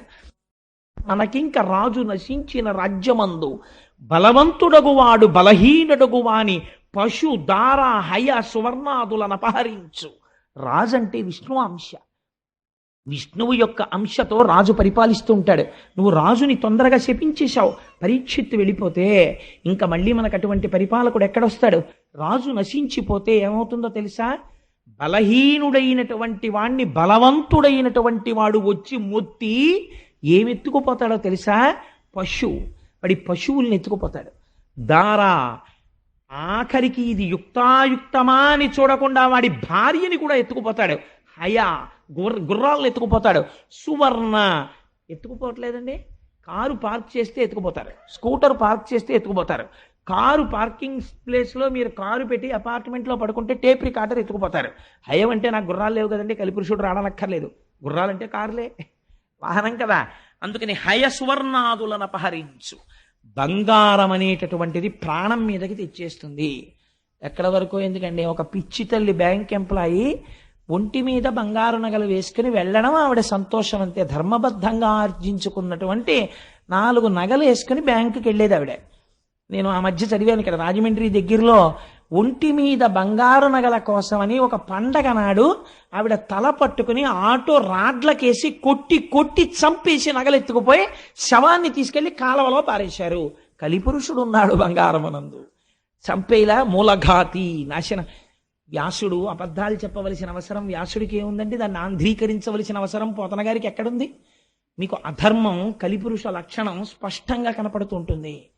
అందుచేత బలవంతుడగువాడు బలహీనుడగువాని పశు దార హయ సువర్ణాదులను అపహరించు. అక్కడతో అయిపోదు. జారాదులు సంచరింతురు. జారత్వం చేసేవాడు సిగ్గు లేకుండా చెప్పుకుంటాడు. అందరూ ఉంటూ ఉండగా 2వ భార్య దగ్గరికి ఎడతాడు, 3వ భార్య దగ్గరికి ఎడతాడు. నాకు 2 భార్యలని చెప్పుకుని దుష్ట సంగము వలన మంచివాణ్ణి పాడు చేసేస్తాడు. కాబట్టి ఏమైపోతుంది? అదొక స్టేటస్ సింబల్ అయిపోయినా ఆశ్చర్యం లేని రోజు వచ్చేస్తుంది. కాబట్టి ఎటువంటి స్థితికి వెళ్ళిపోతారు అంటే జార చోరాదులు సంచరింతురు, ప్రజలకు అన్యోన్య కలహంబులతిశయిల్లు. నిష్కారణంగా ప్రజలు దెబ్బలాడుకోవడం మొదలెడతారు, పైన అదుపు చేసేవాళ్ళు లేడు అన్న ధైర్యంతో. కాబట్టి ప్రజలకు అన్యోన్య కలహంబులని అతిశయిల్లు, వైదికంబయ్యున్న వర్ణాశ్రమాచార ధర్మమెల్లయు కూడా తప్పిపోవు. వేదము చెప్పినట్టుగా ఇంతకాలం ఉన్నటువంటి ధర్మం అంతా తప్పిపోతుంది. తప్పిపోగానే ప్రజలు పురుషార్థములలో మొదటి దాన్ని వదిలేస్తారు, ధర్మాన్ని వదిలేసి లోకులిక మీద అర్ధ కామంబులందు సంచరింప. ప్రతి వాడికి డబ్బు కామం, డబ్బు కామం, డబ్బు కామం, ఈ రెండింటిలో తిరగడం మొదలు పెడతాడు. మొదలు పెడితే ధరణి నెల్ల వర్ణాశ్రమాచార ధర్మంబులెల్ల లుప్తమైపోవు. ఎక్కడా వర్ణాశ్రమాచారాలు అనేటటువంటి ఉండవు. మర్కట సారమేయ కులము మెరపుత్ర, కుక్కకి కోతికి కొడుకుట్టినట్టు అయిపోతుందిరా సమాజం. అలా అయిపోతుంది, భ్రష్టం అయిపోతుంది. ఎంత పని చేశావురా, పరీక్షిత్తుని కొట్టి సమాజాన్ని ఇన్ని ప్రమాదాలు తేవడానికే కలి నీ చేత ఇలాంటి శాపం ఇప్పించాడు. నువ్వు క్రోధమునకు వశుడవైపోయావు, ఎటువంటి శాపం ఇచ్చేశావురా, ఎంత పొరపాటు చేసేసావు అన్నాడు. కానీ పరీక్షిత్తుకు అందిపోయింది ఈ వార్త. మహానుభావుడు ఇంక నేటికి 7వ రోజున ఎలాగో శరీరం విడిచిపెట్టేస్తానని, ప్రాయోపవేశం చేస్తానని గంగ ఒడ్డుకెళ్ళి ఆ తూర్పు దిక్కుకి కొసలుండేటట్టుగా దర్భలు పరుచుకుని ప్రాయోపవేశం చేసి ఈశ్వరుడి యందు మనస్సును నిలబెట్టి ఒక మాట అంటాడు. ఎందుకు గంగ ఒడ్డుకి వెళ్ళడం అంటే, అమ్మా అని పిలిచిన నిన్ను పొమ్మా అని ముక్తి కడకు బుత్తువట, లెమ్మా నీ రూపముతో రమ్మా నాకెదురంగ గంగ రమ్యతరంగా అంటాడు. ఎంత గొప్ప పద్యం అంటే నిజంగా పోతన గారికే చెల్లింది గంగ మీద పద్యం రాయడం. అమ్మా అని పిలిచిన నిన్ను ఎవరైనా నీ దగ్గరికి వచ్చి అమ్మా గంగమ్మ అంటేట ఎంత అనుగ్రహిస్తావో తెలుసా, పొమ్మా అని ముక్తి కడకు బుత్తువట. ఇది గంగా స్నానానికి గొప్పతనం. పోరా, ఇది తప్పులు చేస్తే తీసేసాను నీ పాపాలు, పో మోక్షానికి అని పంపించేస్తావుట.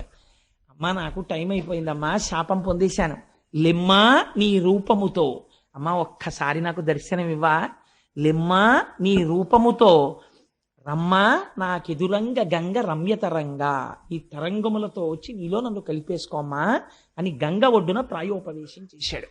ప్రాయోపవేశం చేస్తే పరీక్షిత్, ఎవరు యాగం చేస్తే దేవతలు వచ్చి కూర్చున్నారో అటువంటి మహాపురుషుడు శాపగ్రస్తుడై ప్రాయోపవేశం చేశాడు. ఇప్పుడు ఈ సన్నివేశం చూడడానికి ఎవరు వచ్చారో తెలుసా అండి? గౌతముడు, అగస్త్యుడు, విశ్వామిత్రుడు, వశిష్ఠుడు మొదలైనటువంటి ఋషులందరూ వచ్చేశారు. ఎందుకు ఇది చూడడం? వాళ్ళకైనా సరదాగా ప్రాయోపవేశం చేసి చచ్చిపోతుంటే చూడడం కాదు. పరీక్షిత్ నిర్గమించగానే కలి విజృంభణం ఎలా ప్రారంభమవుతుందో చూస్తున్నారు. ఇంకా ఎంత ఆశ్చర్యం రా! నిన్నటి దాకా స్థానం లేని కలి బంగారం ఇవ్వగానే కొట్టేశాడంతే, మొత్తం ఆక్రమించేస్తున్నాడు. ప్రారంభమైపోయింది రాజ్యంలో ఎక్కడ చూసినా. ఈ ఆశ్చర్యాన్ని చూడడానికి ఈశ్వర శాసనం ఎలా ఉంటుందో, ఉత్తర క్షణంలో ఎలా మారిపోతోందో లోకం, పరీక్షిత్ వెళ్ళిపోతున్నాడని, ఇంతటి ధర్మమూర్తి నిర్గమించేస్తున్నాడు అని చూడడానికి అందరూ వచ్చి కూర్చున్నారు. అందరినీ అడుగుతున్నాడు, ఏం చెయ్యని ఇంకా ఈ 7 రోజులు నేను ఏం చేస్తే మోక్షం పొందుతానని. ఆ ఆర్తి ఉన్నవాడు ఇంతటి పని చేసేసాడు. ఎంత చిత్రం చూడండి! ఇంత ధర్మం ఉన్నవాడు ఇంత అధర్మమైన పని చేసేయడమా? కలికి ఇంత అవకాశం ఇస్తే అంత ప్రమాదాన్ని తెచ్చేశాడు. ఇది వాళ్ళందరూ చూడ్డానికి వచ్చిన ఆశ్చర్యం. కాలోహి దురతిక్రమ, అతిక్రమించలేకపోతున్నారు. ఏమీ ఈ చిత్రం! ఇంతటి స్థితిలో కూడా ఈశ్వర పాదములు పట్టుకున్నవాడు మాత్రం చెక్కు చెదరట్లేదు. ఇది చూడ్డానికి వచ్చి వాళ్ళందరూ నిలబడ్డారు. నిలబడితే అక్కడికి ఒక ఆయన వచ్చాడు. 16 సంవత్సరముల వయస్సు, మంచి యవ్వనంలో ఉన్నాడు. నల్లటి జుత్తు, ముఖం మీద చిందరవందరగా పడిపోయింది. ఒక కౌపీనం పెట్టుకుని ఉన్నాడు. చుట్టూ చిన్నపిల్లలందరూ చేరారు. వాళ్లతో హాస్యం ఆడుతున్నాడు. ఏమీ మాట లేదు, మంతి లేదు. నవ్వుతూ సూర్యుడు దిగి భూమండలం మీద నడుస్తున్నాడా అన్నట్టుగా, ఒకరు పిలవకపోయినా ఆవు పాలు పితికిన కన్నా కూడా నిలబడనటువంటి శుకుడు తనంత తాను నడిచి వచ్చి నిలబడితే ఆయన తేజస్సు చూసి పొంగిపోయి, కృష్ణ భగవానుణ్ణి మా వంశమంతా అర్చించినందుకు నేను వెళ్ళిపోతున్న సమయంలో మార్గం చూపించడానికి నాకు గురువుని పంపాడు కృష్ణ పరమాత్మ అని పొంగిపోయి అర్ఘ్యపాద్యాదులనిచ్చి శుకుడి కాళ్ల మీద పడితే కదిలి వెళ్ళిపోవడం అలవాటున్న శుకుడు కూర్చున్నాడు. 7 రోజులు నీకు చెప్తా, ఏమిటి నీ బాధ చెప్పన్నాడు. శుకబ్రహ్మ వచ్చి కూర్చున్నారు. చాలు, ఇక్కడ వరకు విన్నా. ఇవాళ ఈ శుకబ్రహ్మ ప్రవేశం వింటే భానువారం విశేషించి మాఘమాసం. మాఘమాసంలో భానువారానికి ఒక విశిష్టత ఉన్నది. అందుకని ఇవాల్టి రోజున శుకుడు వచ్చేయాలని తాపత్రయపడ్డాను. ఆయన్ని తేవడం కోసం ఇంత ప్రయత్నం చేశాం. రేపటి రోజున స్వామివారి యొక్క అవతార విశేషాన్ని అసలు శుకుడు మాట్లాడతాడు. ఇంకా రేపటి నుంచి ఇంకా విందురు గాని ఎలా ఉంటుందో శుకుడు మాట్లాడితే ఇక్కడి నుంచి ముడులు విప్పడం మొదలెడతాడు. ఎలా ఉంటే కలి ఏం చెయ్యలేడో, ఎలా ప్రవర్తించాలో, జీవితాన్ని ఎలా దిద్దుకోవాలో, ఈశ్వరుడు ఎలా వచ్చాడో, భక్తి అంటే ఏమిటో మాట్లాడడం మొదలు పెడతాడు. మనందరం సంతోషంగా రేపు 6:30 మళ్ళీ ప్రారంభం చేద్దాం. కృష్ణనామం చెప్పుకుని బయలుదేరదామమ్మా. వసుదేవసుతం దేవం కంసచాణూరమర్దనం దేవకీ పరమానందం కృష్ణం వందే జగద్గురుం. అతసీ పుష్పసంకాశం హారనూపురశోభితం రత్నకంకణకేయూరం కృష్ణం వందే జగద్గురుం. 3 అయితే సత్యం కాబట్టి 3 సార్లు చెప్పేద్దాం ఏమ్మా. మందారగంధ సంయుక్తం చారుహాసం చతుర్భుజం బర్హి పింఛావచూడాంగం కృష్ణం వందే జగద్గురుం. సర్వం శ్రీ ఉమామహేశ్వర పరబ్రహ్మార్పణమస్తు. స్వస్తి.